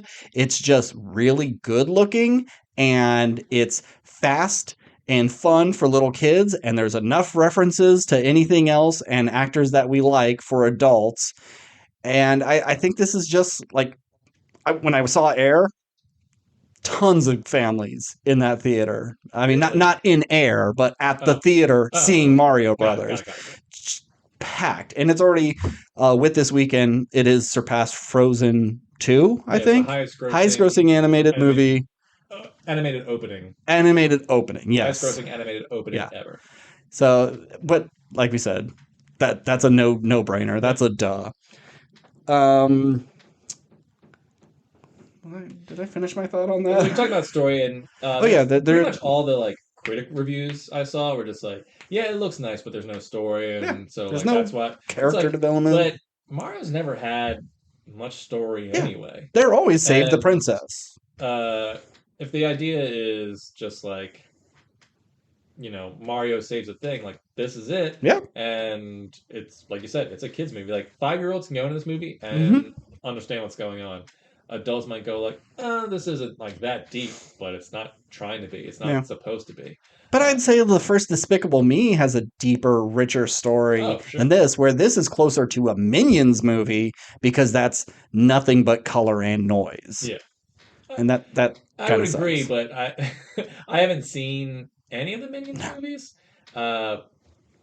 And I, as a professional, don't judge things that I haven't seen. Mhm. That being said, if I had to guess, But I don't like the Minions. it's a Minion. No one should like Minions. But this movie I did enjoy. Yeah, absolutely. And I don't think there's any sort of, and for me personally, there's no Nintendo bias for me, Mhm. because even though every person knows who Mario is and like knows the Mario games, I didn't play my first Mario game from start to finish until last year, 2 years ago, With Odyssey? when I played Odyssey. Oh Yeah. shit, man, dude, you got so many good games you're missing. I played Odyssey, and then I think afterwards I played Galaxy. Okay. Because I think someone let me borrow both of them. Hmm. But yeah, I dabbled with Super Mario Brothers on NES when I was a kid at other friends' houses, but I never like really owned it or played it. I'd love for you to sit down and play the first Mario Brothers, and let's see how long it takes you to actually beat it. Oh no, I know it's trash. No, it's not trash. It's amazing. No, I mean, I'm sure as a game it's great. I'm saying I'd be trash. Okay. I'd be trash. Don't be talking shit on Mario. But like, But you've played more like Karts, Party, Smash, more than actual Mario games. If Smash Brothers counts as a Mario game, I played Smash, all of them. But like, I never owned a Mario Kart game. I've played plenty of Mario Kart, but that's not really like a Mario game. Mhm. I've played a game or two of Mario Party, but that's not a Mario story-driven game. Mhm. Like I played Super Mario Sunshine as like the demo at Walmart on Mm-hmm. like GameCube. Yeah. So like Mario's always been part of my life, but I never gave a shit about Mario. Uh, Now that being said, I love Super Mario Odyssey. So fun, so Yeah. colorful. Really just simple to understand, easy fun, just like this movie. This movie fit into the Mario world perfectly, I thought. Will you push on your plug in the back there? It just seems like the moment you picked it up, your voice isn't nearly as loud Oh, as if it's sorry if I fucked sitting it on up. there. No. But yeah, so I don't have any Mario bias. It's not like something that meant so much to me that this Mm-hmm. was that I hated or like because I liked Mario, I liked this thing. Mm-hmm. So I went into it mostly, I think, indifferent. So I think that's why I enjoyed it because it was just a fun time. Yeah. I have a little Mario bias. I was a Nintendo kid. I was not a Sega guy. And when PlayStation came around, I still stuck with that. That was until I got my N64 and me and a buddy swapped because I wanted to play Resident Evil 2. He wanted to play GoldenEye and Perfect Dark. So we just swapped systems. Really dumb decision there because within like a year or two, Smash Brothers came out. And so Oof, what a blow. yeah, so his system, my old system, was over at our apartment and he would leave it there. So I got to still play it, but there would be plenty of times like, yeah, I got to take this home. I got cousins coming. Like, God damn it, we're playing Mario Party. So yeah, I do have a little bit of a bias, but with this, I don't really. I'm not like, ugh, they already did the cat suit. That doesn't happen until Mario, Wii U, and they should really be focusing on the Hammer Brothers suit before they could even do that. It's like all that shit is so pointless and dumb and completely I can't unnecessary. wait for questions from this movie to be on actually. You know? Yeah. So, okay, I got a list of things I want to talk All right, about. great. One thing I really liked, they're in their costumes from the get go. Yes, they get kind of made fun of by their family because they are their like new employee uniforms. Mhm. Was it their overalls and shirts and hats, or was it just the gloves? Because they make comments about plumbers shouldn't wear gloves, like, oh, it's part of the outfit. Would you say that is their work uniform? Yes. Okay, well then, here comes my actually nerd coming out. This is the only time I put a note. I don't care, but I put a note. So we get a flashback to when Mario and Luigi are babies. They are wearing their baby Mario, baby Luigi colors, just like in the game, which is the green and the blue or red Yep. with the overalls. So they knew as babies that they were going to get into this plumbing thing, and they already had their work outfits picked out, even from babies. And I have a counter to this. Oh, And one, you're right. It doesn't matter. It's dumb. But babies can wear overalls and it'd be like an adorable, cute thing. Like sure. babies can wear overalls all the time. Yeah. You don't see a lot of grown adults go into the overall route unless they're in a like farmer, plumber function. Yeah. It's like overalls become a like this. It's a function, not a fashion, really. It's a function, not a fashion. Where like babies, they can get away with wearing like silly things because like, oh, isn't it adorable they have like little baby overalls? Yeah. So that's my argument there. And the Okay. red and green just happen to be like their it's just a like how you differentiate them because they have the exact same face. Yep. And it's just a cartoon thing where it's like all the cartoons wear the same colors all the time. So that would be my counter argument to that. It's just like it's not them going, I'm gonna be a plumber when I grow up. It's them being, I'm gonna do an adorable kid wearing overalls. Yeah, it just so happens to be the same thing. Yeah. Yep, I get it. Love the intro where they're going on to their next thing and they do the side scrolling movie and they like Mario jumping on the pole that was the sign for Castle Burger. Yeah. Perfect. I loved it. I thought that sequence was great. Yeah, I thought we were going to get more of that. We get enough when he's going through his training montage of, look, these are things you do and they are level-esque, but this was camera locked down. Yeah. You know exactly what they're doing. Shot. Yeah. Yeah. So like all that stuff later, it's like here's how we bring in a game function that like makes sense in the world, but is like a silly thing that like we can't really justify story wise. So here's him training on the game kind of thing. So I just after that they get to like a high rise and they're dealing with a leak and a dog. I didn't like any of that. That felt really childish and silly and just an excuse to get them like into the sewers and to the main pipe. But I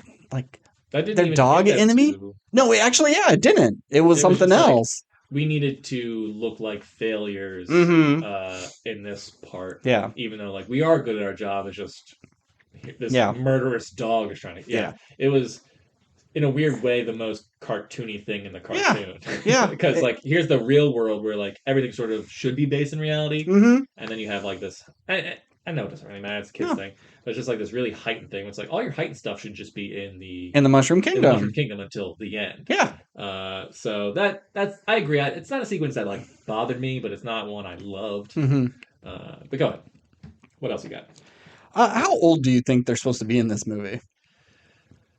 Uh, I, it's Because when also I think Mario and Luigi, I just think like, yeah, they're probably 40. I know 30s or 40s, but canonically, I think Nintendo has said Mario's 25, yeah, 25. Yeah, which is okay. That makes sense for this movie. I just think that's weird. yeah. Mario just seems like he's more of a seasoned guy. But yeah, okay, It, 25. That's fine. yeah. No comment. So let's get to the Mushroom Kingdom. Okay. I have a blank until like we kind of meet Bowser the second time. We could jump back to anything if you want to, but there was a joke I would assume you liked because it's a Steve joke. It's not a something named Steve. Yeah, It's not yeah, that type of Steve joke. But so Bowser is telling his minions like we're gonna go and we're going to go to the Mushroom Kingdom and take it over. And I'm going to do this so I can marry Peach. And then someone in the audience is like, but doesn't she hate you? yeah. And I was like, oh, I hope Yeah, Steve likes this yeah. one. No, no, no, no. I know what you're talking about. But kind of funny that this was actually the plot point. It wasn't just Bowser trying to take over the Mushroom Kingdom. He actually just loves Peach, Hmm. which is perfectly fine. I'm okay with that. But I wish it meant a little more. Like, if Peach could just go, I've told you a million times, I'm not gonna marry you. Like, he's so pathetic that he keeps asking her over and over again. That's why he's capturing her all the time. He's going through all these lengths, and she's just like so over it. But she doesn't even seem to react to it. It's like, oh, I don't want to do that, but to save the day, I guess I will. Hmm. It could have been a bigger part of the story, and he even goes to Luigi, and he's jealous of Mario, and he's asking him for questions. If she even played that off, like grabbing Mario and like, no, I can't marry you because this is my boyfriend, and Mario's just like, oh, Mamma Mia, and she gives him like a kiss, and he's all, now he's in love with her, Hmm. but it's just a bit, and so he's could be pining after her like a little puppy. So it's funny. I just wish they did more with it. And it Yeah. just really seemed more, well, this gives us a chance to do a love song with Jack Black on a piano and he can just go he can just go do his thing. And I guess that's fine. But I shouldn't complain about the story of this because there really isn't. And I can bring up a ton of things and say, well, just put this in the story, do this, do that. Uh, but since it's so stripped of everything, it's kind of stupid to even talk about it Yeah. because you can apply that to anything, any Sure. complaint. We get the DK rap. I was very happy to get the DK rap, which since you're not a big Mario guy, it was in the Donkey Kong 64. Mm. Um, Honestly, any of these properties, I'm not. The only like Nintendo thing that I've played religiously is Legend of Zelda. okay, the So thing I've never played. yeah. There's a song in the Donkey Kong 64 that was just the DK rap, and it was introducing all the different characters. Mhm. And there's a point in the song where he says, he'll shoot your ass, it's gonna hurt. Yeah, they say Really? ass. It's like a rated E for everyone game, and they say ass. But then when you listen to the DK rap on like Smash Brothers, it does like a monkey screech to cover the ass, Mhm. even though that's like rated to 10 or the next level up. Kind of interesting, but I'm glad that they put it in there for Okay. the Kongs. And then so yeah, Yeah. Well, I want to talk about the yeah, Kong world for a yeah, second. we could take a pause on this Yeah. and talk maybe a little bit of quote unquote story. I fucking love Donkey Kong Country or whatever you want to call it. I thought Yeah. visually it was a very like I honestly I loved all the worlds. Mhm. Just from a design standpoint, I thought they were all visually interesting. I mean, not really the ice world, but we were only there Yeah. for like 10 seconds Yeah. and you see the penguins And the or whatever. penguins are adorable, so Yeah, yeah. But Donkey Kong's world essentially was my favorite. Just so cool looking. I love that, they traveled on Rainbow Road. no, Oh, no, just carts. I like okay. it. Sorry, I don't know. I It's couldn't like, think. it couldn't be carts. It's That's not such an easy word. it's not cars, they're not bikes. What the fuck are these things called? Uh, Carts. Yeah, I like that they were sort of this like very chill vibe, but also they're Hmm. like very good technologically and stuff, which I I thought was don't like you that. don't like I that? don't want. Why do the Kongs have the technology for the carts? It needed to be something else. Once you recruit the Kong army and you go, oh no, Bowser's already halfway there. We'll never catch up. Well, we got to go to whoever. I can't think of anyone who does technology. The guy who made the flood in Mario Sunshine, that's an inventor guy. Something like, well, we have to go to him because this is the technology world and we'll be able to get the carts. The fact that these vine swinging, banana eating monkey people are the cart creators. It's a Well, little too high tech for jungle I mean, it's monkeys. not like we get like a whole idea of what their culture is. But it just kind of like because they're sort of like the big strong ones, I just kind of thought like, oh, they're kind of like a biker gang sort Okay. of. It's like not really that they were like evil or mean, but like if if they were like the Kong army, and it's just like, oh, this is like why they're so good. Not only are they strong, but they're also like smart enough to like build things. Sure. Where like the Toad, the Mushroom Kingdom is like, well, they don't really build. And it seems like they build They're like around the they're pipes. the peaceful community. They're not gonna do anything like that. Like I guess you could go like, oh well, the Koopas would be the like cart people, but then it's like, Hmm. well, that's not really justified to like why Yeah. like they're already the villains. They have Hmm. a superstructure of a floating kingdom of itself. Yeah. Uh, Yeah. If it was something that came through the pipe with them, it brought a bunch of stuff from our world, and they thought, oh, hey, maybe I could piece this together, and they make something kind of more rinky dink. I, mhm. I don't know. Um, I mean, I'm sure every world can make carts. It's just I thought that was a nice little surprise. It's like they're you could argue they're the most nature friendly group sure. because they're all their houses are built in wood and they live next to a waterfall Hmm. and they just eat bananas or whatever. But also they're kind of They got a badass. machine They shop got that can, they got but chop but shops. it was nice that like you had the create a cart, just like if you were Yeah, yeah, playing yeah. I thought Mario that was Kart. fun. That was cute, and you got to see Diddy Kong and Dixie and what's Yeah, he called, Baby or Kitty Kong? I can't yeah. remember. You get a little glimpse of the whole gang. It's like, are they gonna Hmm. get their own movie? Are Yeah, they gonna like just show up in other stuff? yeah. Are they gonna come in the Smash Bros movie? We'll see. Um, did you enjoy the Donkey Kong Mario fight? Did you enjoy their relationship in terms of just like I think budding it frenemies? it could have been more, especially since Luigi is out of this movie for so long. That's my biggest complaint with this movie. It like he needed his own little adventure that you can do a mini Luigi's Mansion. I He thought that's gets what they out. were going to Yeah, do. yeah. They He built that up gets in the out of beginning. his cage and he has to find this special key. He finds a flashlight, gets the key, goes to unlock someone, gets caught again. It's just a simple little thing to give Luigi something to do. So, okay, they're separated, which probably was a mistake, but I get it.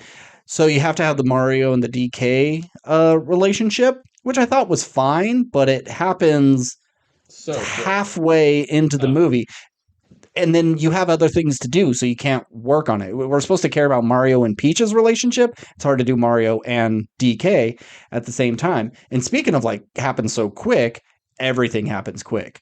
I'm Mario. I come to the Mushroom Kingdom. Oh, hey, Mario, come with me, and I'll go introduce you to the princess.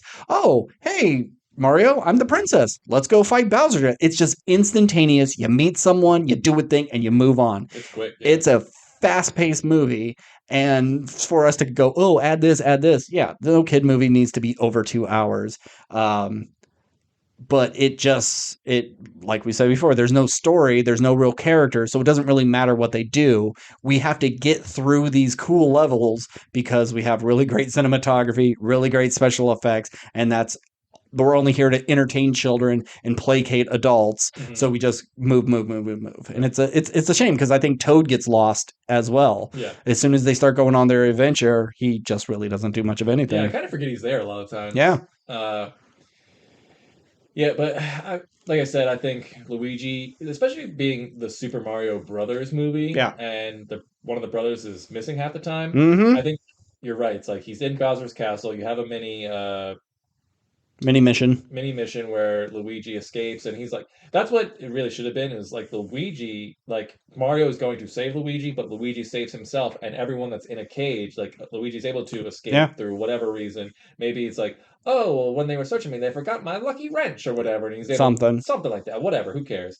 Or he like teams up with the people inside there, and they help him escape, so he's able to help them. And so like when Mario shows up at the end and is like, I'm here to save everybody, like Luigi has like the backup army that comes in, Yeah. and end games it was like, oh, Mario's about to be defeated, like the Mushroom Kingdom will soon fall, but then here comes Luigi coming to save the day. So that Mhm. gives Luigi an arc, Yeah. and gives Mario the arc, and now they're teamed up, and then it makes sense when they do like their brother combo at the end, which we'll get to. Yeah. Because But his whole it's just a thing waste of is Luigi. he's a scaredy cat, and they really do show he is a scaredy cat, but he only discovers his courage at the very, very end. And if he got to do this little mini mission and help some people boost up his self-esteem a little bit, I think that could have helped. And it didn't even have to be like that long of a sequence. You could have done that whole mission and arc within like 10 minutes, I think. Oh, Like less. he still could have been gone for a huge chunk, but you just give him a thing to do that is helpful at the end on top of, and it's like, okay, like you said, he was scared, now he's not. Teams up with his brother, superstar, boom. He breaks out, and how do we get out? Well, Luigi, you have to go steal the superstar from him, and then it will give you all the power to defeat him. And then he sneaks up to the throne room and gets snatched before he can do it. Just something. But what else you got? All right, so since we're with the Kongs and we're doing a Mario Kart, it was nice seeing the slide boost. You can see when he takes a slide, the sparks change color. You know, it goes from yellow, red to blue. And, you know, when you got the blue, you can release your hop and go. That was great. Okay, here's my actually. I got another point.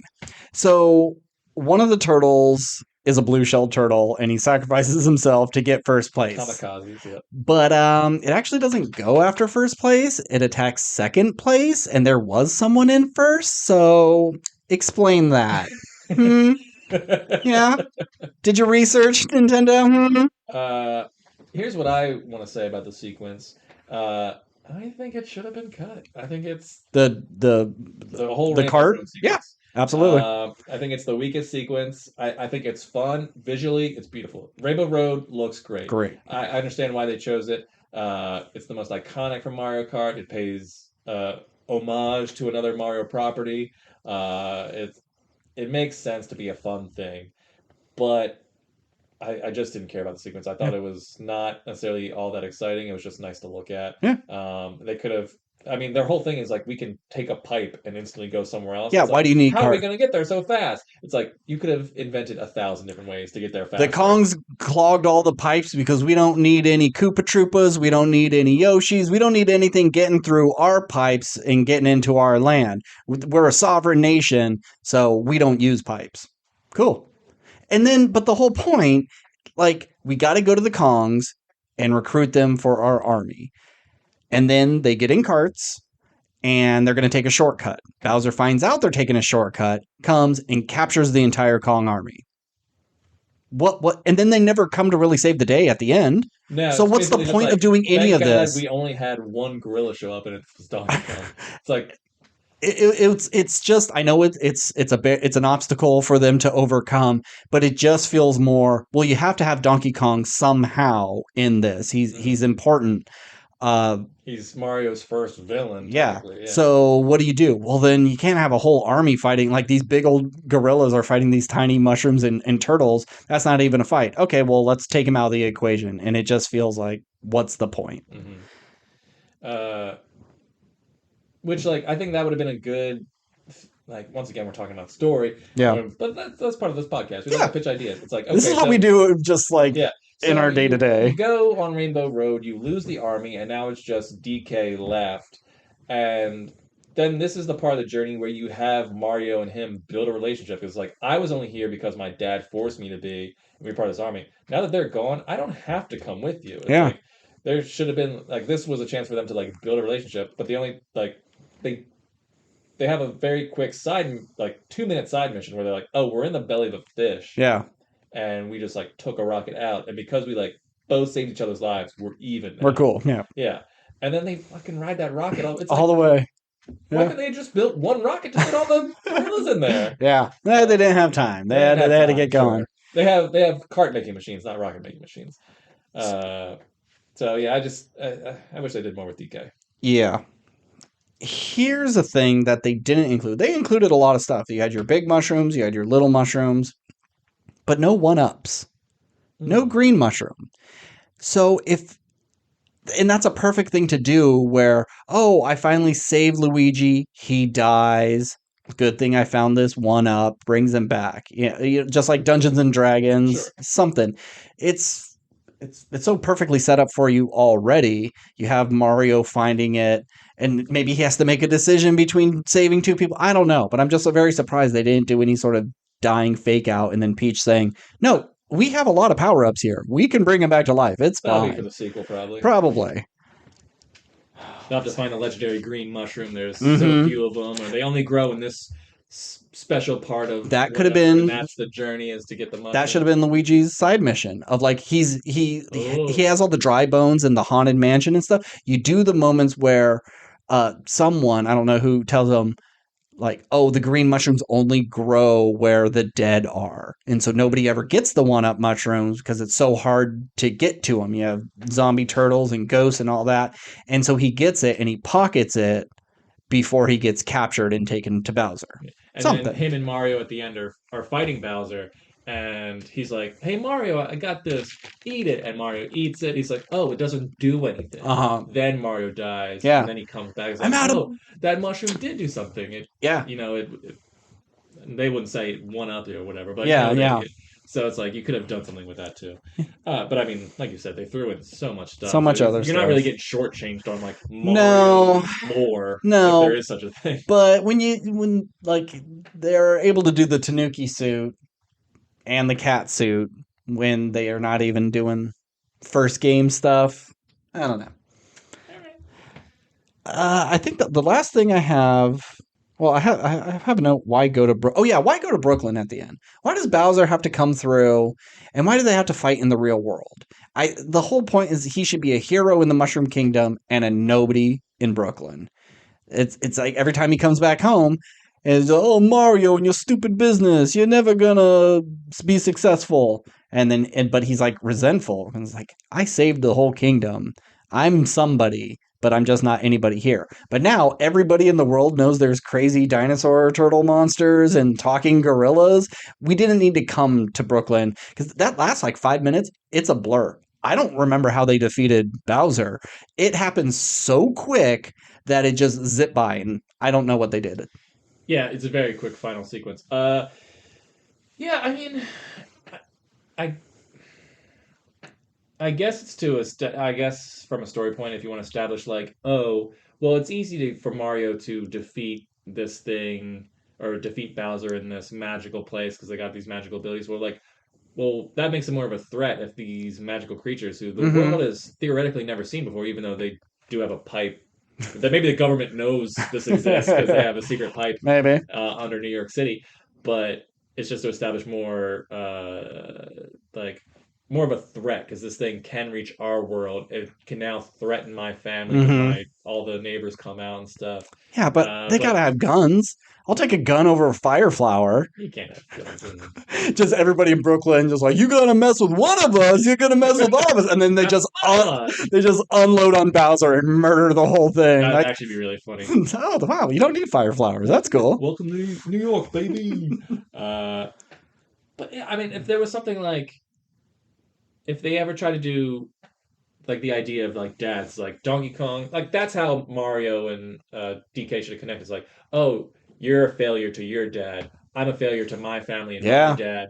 And then like them defeating Bowser at the end was like, okay, DK, you've shown me like you are the best, even though he was like the chosen warrior for the Yeah, arena. he was the champion, you It know? seems like yeah, he lost to a short plumber guy, but Uh-huh. whatever. But it's like, oh, this was the part where Mario is proves that he is more than just like this short guy who's kind of a failure. It's like, oh no, I saved New York Yeah. and saved this other kingdom, and his family can go like, wow, the Mario Brothers are great, and like that launches their business and whatever. Sure. I think But nothing came of that either. yeah, it asks more questions than it answers. And I think Bowser landing at the Mushroom Kingdom and having part of it get destroyed, that's a bigger threat to our characters than just appearing in a crazy world he doesn't know anything about.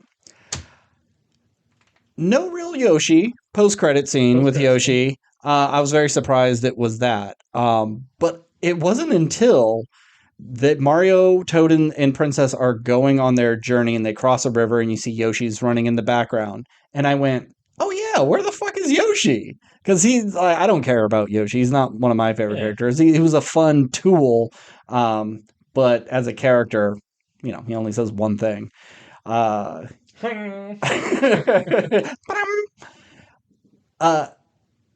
I just figured why wouldn't he be in this? It's not like I mean, you I need like a what they voice say right actor. Yeah, but for why? What's the next? What's the next Mario movie? So, well, do we have anything else to say before we start pitching other Mario movies? Well, okay. I did want to bring up. So, I'm a big fan of Nando V movies. He has a video up for this. Did you watch it at all? No.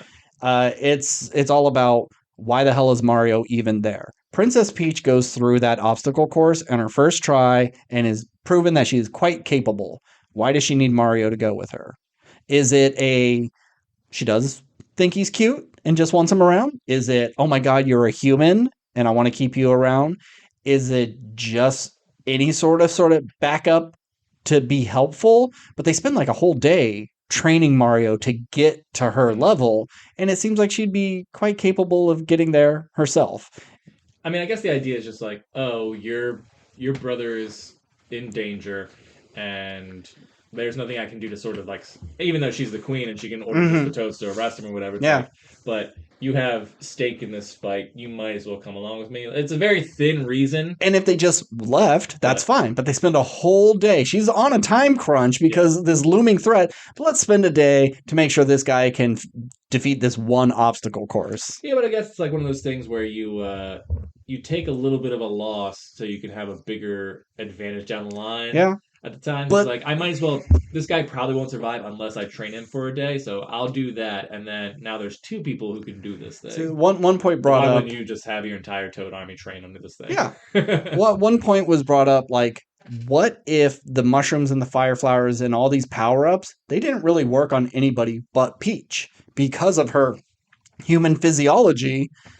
She has a reaction to these things. So that's why the Toads made her princess, because wow, this is just a mushroom. This is just a flower. And then when Mario comes and they work on him, she goes, now we could double our power. Sure. No one else could use these magical things. Cool. 2 is better than 1. Perfect. But Donkey Kong gets a fire flower. So these things, everybody must be able to use them at any time. Well, they're going to have to be able to use them because if the eventual Super Smash Brothers movie occurs, there has to be a reason that these things work. Yeah. But why isn't every Toad like eating a mushroom and getting taller? Why be such a little short guy? See, like, if this was my movie, I would have had like a huge battle sequence because I love huge battle sequences. I love charges in movies. The Ride of the Rohirrim, greatest sequence ever. But it's like, wouldn't it be awesome if you saw the Koopa army charging the gates of the Mushroom Kingdom, and then you just see a bunch of like Toads on the battlements on top of the wall, like gobbling a fire, and then just shooting fireballs like, into the charging army. It's like, oh, wouldn't that be fucking cool? And like they're using these fun like power-ups to defend their homeworld. Like, and I know it's just like it's a kids movie and maybe you don't want to have an entire battle sequence where like Koopas are getting murdered and Toads are like falling off the bat, but like they get hit, they get knocked out of their shell and they're in their little tidy whities and they run away. You don't have to smash them and crush their bones. I'm not saying there's like blood and like people are getting impaled. And people are fried from the fire flower. You can do these sort of like epic battle sequences and make them kid friendly. And you have all this fun sort of ways to like do. It's like it's their version of trebuchets is launching fireballs. Yeah. And it's like there's things there to do that, and you just don't. Instead, you just have. Hey, the penguins had a catapult. And I thought that sequence was pretty funny. Yeah. But instead, you have at the end a gorilla and a man doing a 2-man army, and I guess Peach is involved in that too. Yeah. She's single-handedly battling the entire Yeah, weapon she's party. getting like the ice powers and stuff. Yeah. Which was a little too close to Frozen because it's Yeah. like a blonde woman in a blue dress shooting Yeah. ice balls. But I get it. But yeah, because like if I made this movie, my brain when it comes to how to adapt a video game, it's how do you make this either realistic or logical? Like for me, it would be why do these mushrooms make you grow? Why do these flowers give you power? Why are these blocks floating? And I would try to answer those questions within the story. Whereas this, it's like kids movie that they're like, who matter. cares? When you're playing the game, there's just these things, and that's how it is. So fucking deal with it. So, my brain is I don't want to my brain's better than other people. No, my brain just looks at this property differently than I'm sure all the money men going, no, well, why are you being so in depth? You don't need to work out all these details. We just need a fun thing where Mario says wahoo. I get what you're saying. I'm with them on this one. Yeah. Because that stuff doesn't matter to me because it is a magical fantasy world. But there are times where your magical fantasy world does need to have like rules that make sense. But my whole thing with that is just like you don't have to explain the mushrooms. It's just like it's a thing that these things do because they grow here. Yeah. The floating platforms were the toad people we invented. How to control gravity in certain respects. And this is just or it's just natural. Or it's just it just happens. It really doesn't matter. It doesn't. But what Nando was saying, and I recommend everybody to watch it, is kind of like in the Lego movie. This is exactly the same. You have Wild Style and you have Princess Peach, two capable women who are able to do this thing without the bumbling moron voiced by Chris Pratt. But the difference was that Emmett had the Craggle cap on his back, and so that's why he's forced to go on this. Wild Style would rather do it alone, but she has to bring him along. Whereas in this, Peach is saying, oh, you should totally come along, but I don't have a good reason. And it could be any of the things that we said. I just needed her to vocalize like, hey, well, I guess another human can keep me company. Even that's fine for me. Just have her vocalize why he should come. Besides, you're going to save your brother anyways. And speaking of going back a little bit, back to your like, why did it have to be in New York? There's your arc of just like, because there was this like idea of like maybe Peach is from my world, and she was raised. It's like, oh, so you go to Brooklyn, and Peach is just like, oh, so this is your world, and she like meets other humans for the first time, other than Mario and Luigi, and it's just like, oh, like this is a place I can visit, or maybe I'll stay here. Maybe that's the arc. Do I go back into my kingdom? My kingdom needs me, so of course she will. But it's you have that like that's Peach's arc in this. Is like, where do I belong? Because Mario knows he belongs in New York. This is my family, and whatever happened to her family is gone, and she has a new family. Yeah, there's no reason for really Mario to go back to the Mushroom Kingdom other than except for that sweet Peach ass, just except to visit Peach now. Yeah, it's like, oh, if that Bowser's ever up to anything again, you give the Mario brothers a call. But like Mario and Luigi can stay in Brooklyn. Yeah, like, that should have been Peach's arc. It's like, do I stay here and learn about this world, or do I go back to my kingdom? And that was thrown away. Yeah. It's just like, okay, we defeated Bowser. Back to the Magic Kingdom. Yep. Mushroom Kingdom. Magic Kingdom's Disneyland. Disneyland, yeah. So yeah, that I think will be what we see in the second one is like, well, I've seen your world, come to mine, and we will discover, her sister Daisy, and she has grown up in the world and maybe has spent her whole life looking for her sister because maybe their dad and mom were adventurers and she got lost, went down a warp pipe, and they never saw her again. And that just drove her mad, and she needed to find her. And so she would be the one that shows Peach like, look, this is what our family does, and this is the real world. And you're like, well, if you come to my world, you could be a princess too. And so then they're, fighting back and forth of, well, that's not where you belong. That's not your real home. Well, it's more home than I ever had. And so that would be Peach's thing. And then I can see maybe whoever is their parents, they had adventuring partners, and that would be Wario and Waluigi. I don't know how they would, you could do the alternate dimension, the evil universe version, but they've never really said what they are. They are just their foes, and they just are similar.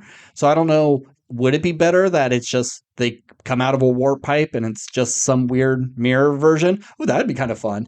You have a good Bowser come through. And he's like hero Bowser, and it's like the Mario Brothers or Bowser. yes, he would be Wowzer, and it's like the Wario brothers are after me, and it would have evil Yoshi, evil Peach. I don't think you would call it Woshi and Weech or anything like that. But that could be a fun version. And then maybe Hero Wowzer would just die pretty quick because I don't think we need to have a Hero Bowser. We already have a DK. We don't need Hero Bowser as well. Yeah. Okay, so here's my pitch. I kind of like where your head's at with the Daisy stuff, but I would say that is Luigi's journey. Like Luigi, however you get to it is like he does his haunted mansion stuff, and as he's going through the haunted mansion, he finds a room, and in that room he finds Daisy, Okay. and that's like how they meet for the first time, and they connect, and they like he's like, oh wow, this chick is like great. She's I'm in love with her. It's like, oh, you're Peach's sister, and then like he has to bring her back to the Mushroom Kingdom, and so like that gives those two like a connection where like Mario and Peach already have one. Yeah, because maybe she came out of the pipe as well, but like the Toads grabbed Peach and walked off with her, and then 2 seconds later, Daisy came out of the pipe and no one was there, and something else snatched her. And so like Luigi either like knows she exists or whatever reason, but Luigi's the one who discovers her, and like that's Luigi's arc is just like getting this girl back to Peach and like them kind of like falling for each other. Because like I can see Mario and Peach, like I know they have like they've always sort of been like the thing, A relationship of some sorts. But like I could also see Mario and Peach just being like friends. Yeah. But Luigi and Daisy, like they're the couple. Yeah. And I kind of like that for Luigi, and like she kind of gives him confidence and helps him find his courage, even though he like kind of has it now after defeating Bowser. But I think fans pair Daisy with Wario, actually. Oh, really? Yeah, like Wario's not such a bad guy. He has this gruff exterior, but she sees through all that, and she makes him a better man. Okay. What if she's just the Wario version of Peach? I was getting there. So here's the arc of the Super Mario Brothers 2. And this makes sense because it's 2. Is where you get the second dimension, the other version. The doubles. Yeah, so you have Daisy and Wario and Waluigi, and not even necessarily another dimension. It's just Bowser could have a machine that makes. It's like when he took Luigi's hairs from the first movie, he now has like Sonic. He has DNA. What? Oh, I thought you were going to say now it powers his machine or something. No. He's got the Mario family DNA. He puts it in a machine. He creates Waluigi and Luigi. Or like, he has Luigi. He makes Waluigi first. Waluigi goes out, gets Mario stuff, makes Wario, and now you have the evil version. And then he also does it for Peach. He's like, if I can't have Peach, I'll make my own Peach. Okay. And he makes Daisy. But for whatever reason, Daisy doesn't come out bad. She comes out good. Peach is so good that even the evil version of her is still pretty good. Or even if she's like kind of like... No, she should be bad. She should be sassy. Well, I was going to say, even if she's like sassy, like they can't force Wario and Waluigi to be good. Yeah. But Luigi sees something in Daisy and like he brings her to the good side. So it's like they're able to save Daisy, but Wario and Waluigi, there's no turning them back for whatever reason. Okay, so let me just add to that. So I can see, the wizard guy for Bowser is explaining how the machine works, and it's like, oh, it's filled with evil goo, however it's powered, and like we're gonna clone Wario and Luigi, and they're gonna be on our team. But they're going to just be the bad version. So they make Wario, and the whole thing, it goes from 100% to like 40%. And then they make Waluigi, and it goes, I'm not 40%, 60%. And then it goes from 60% to like 10% or 20%. And so then when they make Daisy, they don't have enough evil goo to really make her evil. So maybe she's got a little edge to her, but she's not quite evil. Yeah. And then you have Peach, who like could be kind of like, oh, too much of a goody two shoes. And so when she meets Daisy, Daisy's like this kind of like fun badass girl. Like even though we've seen Peach Yeah. become like an ice princess. Sure, And, but she would be the sporty ones because she was always in Mario Golf and tennis. Mhm. She should be, the more rugged, get down with the boys. That sounds weird, but she's the tomboy version. But then she meets Daisy, and it's like, oh, I've never had someone like me, and so they like feed off each other, and then like they like each other's energy, and they kind of learn like Daisy learns to be more kind, Mm-hmm. and Peach learns to be more ferocious, and like. So maybe people are questioning her ruling, and that's kind of what Daisy helps her do is sort of figure out how to be more confident in ruling again, even though like I said, Peach was already sort of confident in this movie. Maybe she in the second one, she's just kind of like lost some of her. So maybe Wario gumption. and Waluigi are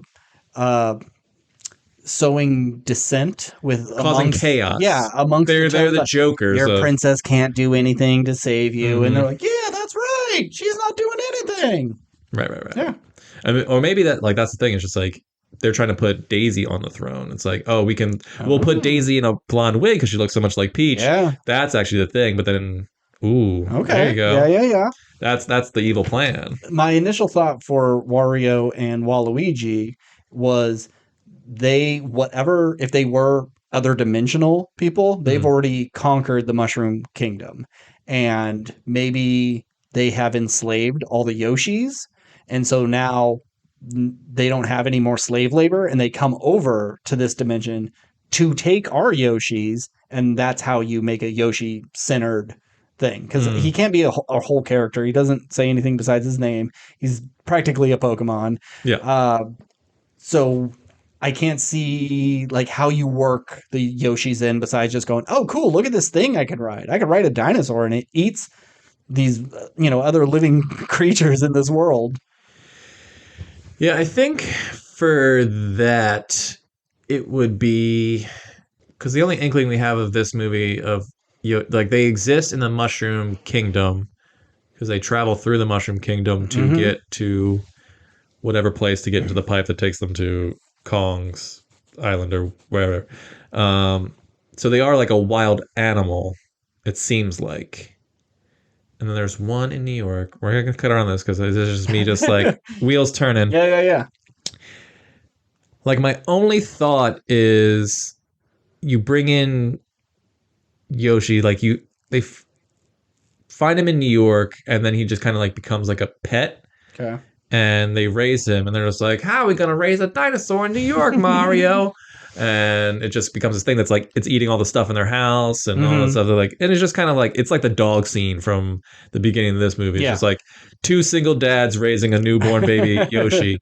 But like Mario forms that bond with Yoshi, and then there's a big like, oh well, we need to defeat Wario and Waluigi's army, and so it's just like Peach and like Mario on top of it's the Rohirrim charge again, but with Yoshis, and so like. And maybe it's just like, oh, maybe that's part of the journey. Is like Mario, while Luigi's doing his thing, Mario's like, oh, I need to take you back. Like, that's the reason they go back to the Mushroom Kingdom. Like, you don't belong in New York. Like, let me take you here and you can be with your own kind. But Yoshi's already kind of like formed a connection with Mario. So they got to do that Harry and the Hendersons things where it's like he's punching him and throwing a rock. We don't want you. No, it wouldn't be. Oh, that would be heartbreaking. Don't do that. Don't do that to Yoshi. But Yoshi is like, the one who's sort of like he's trying to like do like Gorillas in the Mist or that's not even a thing, but it's like trying to incorporate a domesticated animal into the wild, and that's sort of like the journey Mario's going on with Yoshi.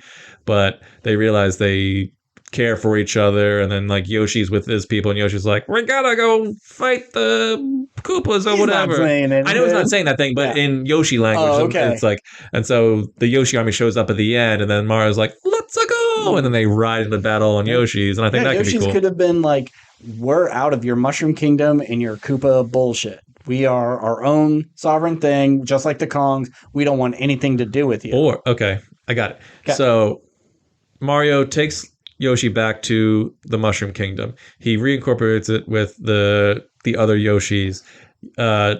Yoshi's like having a hard time like finding friends or whatever. Bowser shows up, capture them because he's going to use them for his army. Yoshi gets captured, and Mario's like, "No, they took Yoshi," and it's like, "We got to go save the Yoshis." Yep. So that's the journey, and they break the Yoshis out, and then that's when they ride the Yoshis into battle or whatever. Yep. And, Yep. Or it's just like you just have Mario on top of Yoshi, and they like team up and defeat Bowser at the end or whoever at the end. Yeah. So that's the thing. The Yoshis get captured by Bowser. I love the idea of Daisy being an evil version of Peach. And I want Wario and Waluigi in it, but it may be too soon. I think part 2 would be a good one to have all the Koopalings. Well, they used to be the Koopa Kids, but like Bowser's only kid is Baby Bowser, or Bowser Jr., I should say. And all the other ones are just part of his race. And I think they would make fun villains in a movie because they all have varying personalities. But they aren't in nearly as much Mario stuff as Wario and Waluigi. Like they have kind of become their cemented second villain. I really would like to see the Koopa Kids.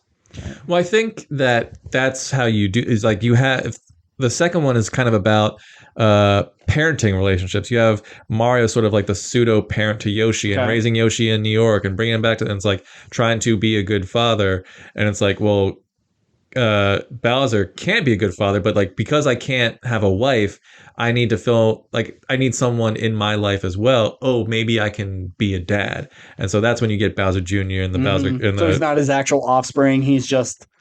I mean, I don't know because we don't know the mom. We don't know the reproductive thing, or maybe it's just like he's like I cloned Waluigi and Wario. That cloning experience was a failure, but now they're my evil doers.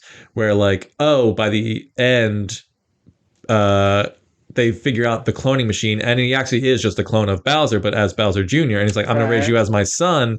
So there is like a cloning aspect, and it's like, well, now you can take over my evil kingdom, and I will raise you to be evil. And now it's like, but it gives Bowser purpose and kind of like a cute little like, oh, I'm gonna. He's having catch with little Bowser Jr. And they're doing like cute dad and son things. But his plan is to raise him evil. Yeah. And he should be like a little hellion. And he's like painting on other paintings of Bowser and pulling down the curtains. And he's running through trying to like get him from being a little Dennis the Menace type thing. And it's a bit harder for Bowser because he doesn't really have the maternal paternal instincts. Or maybe it's like you said, there is the evil goo or whatever. And it's used on Wario and Waluigi and they're evil. And there's just enough to make Daisy a little evil, but she's mostly a good person. And then by the time he makes Bowser Jr. just comes out sweet and kind and adorable, and that makes Bowser a better person. But it's like Bowser Jr. in the third one still might want to make his dad proud, so he's like, I want to get into the evil business. But maybe now Bowser's kind of like, you've made me a better person, even though I wanted to make you evil. And then in the third movie, that's when Bowser teams up with Mario and Luigi to defeat his own son. Or maybe it's like Bowser Jr. comes out, Bowser becomes a dad. It's like, oh, Waluigi and Wario have gone too far, and because I have a son now, I need to take care. And so at the end of the second movie, Bowser teams up with Mario and Luigi, defeats Wario and Waluigi. It's crazy that these names are so close. Yeah. And then it's like, okay, I helped you with this. We're kind of even now. Yeah. I'm going to go be with my son. I still fucking hate your guts. But it's like, I can still be evil. You can still be good. But we need to defeat this thing that has, like, Wario and Waluigi are causing problems for me and my son now. And not just you guys. I think how they would handle it would just be Bowser's in his castle and someone mentions the day and he's like, oh no, isn't it when he's supposed to be back? And then the doors fly open and Bowser Jr. comes strutting in like he was at summer camp or boarding school or with mom. And, you know, her weekend's over and he's back and he's just like, oh, I forgot I have my son this weekend. And he's just this little hellion. Instead of cloning devices or anything like that, it would just be, well, why wasn't he there before? Because his mom had him for a bit. Or maybe Bowser Jr. is like a genius and he wants to be better than Bowser, and he makes a cloning machine. And and he's the I'll one. prove, Dad, that I'm Yeah, the and so he biggest makes bad guy. Wario and Waluigi. Yeah. And then Bowser's just like, what the hell have you done? These guys are psychos. Yeah. Like, they're going to murder people. You can't do that. You can't control these I'm guys. evil. You're a psycho. Yeah. And then Bowser becomes like the Scrappy Doo from the Scooby-Doo live action movies, where Scrappy Doo kind of is a dickhead. Yeah. And you could do something like that. I mean, fun. it's a great thing about Mario. There's like so much lore that is so undescribed that you can make whatever you want. Yeah. And that's what's like, this is the fun of pitching, is because like, there's really no wrong answers. It's just a matter of what you want to do. You want to do Galaxy and introduce Rosalina next? Sure, go for it. I totally forgot about Rosalina. Yeah. Yeah. Is there anything else about this movie? Yeah, I think that's all. The last thing I'll say, it was fun when like Mario was coming in with Donkey Kong, and he's like, they're doing that whole like long fighting sequence. Mario like does the jump and like slams down on his butt. On his butt? Yeah, I thought it was like, they did the thing. I mean, the whole movie was like, the movie is the thing. They did the thing. Yeah. But I initially started writing down like, oh look, it's a this, and then something else would show up and like, oh, that was a second ago. I'm not writing all these down. I'll leave it for what's that YouTube channel, like New Age Rock Stars or something. I have no idea what you're talking about. They just like, all they do is the Easter eggs. 456 things you missed in the Super Mario Bros. movie. I saw one that was just like 83 things you missed in the Ahsoka trailer. Like 83 in a 2.5 minute trailer? No. And I'm sure some of it is just like, oh, did you notice this robot? But then 10 of those things would be just facts about that robot. And it's like, well, you missed all of those facts because you didn't even know that thing was a thing. That's why I don't watch those stuff. Yeah. I used to really like them, but yeah, not anymore. I don't need every little thing broken down for me. A lot of it was I know I've seen some things from back in the day, but it's just like, oh, because I read IMDb trivia religiously, it's like, oh, I do know these things. Yeah. This is for people not like me.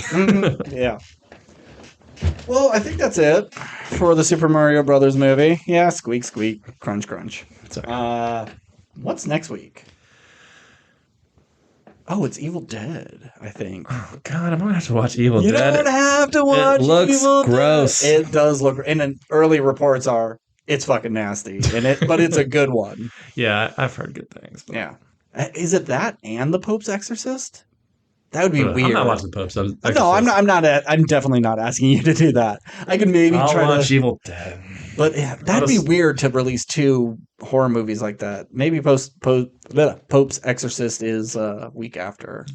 And it's weird that it's like, here's one with a well-known name, Oscar-winning actor, Russell Crowe. Yeah. And then here's one with people you've never seen in anything. You don't know any of them. But everyone's going to go see that one. Yeah. Yeah, it's all name alone. And that title is so stupid, The Pope's Exorcist.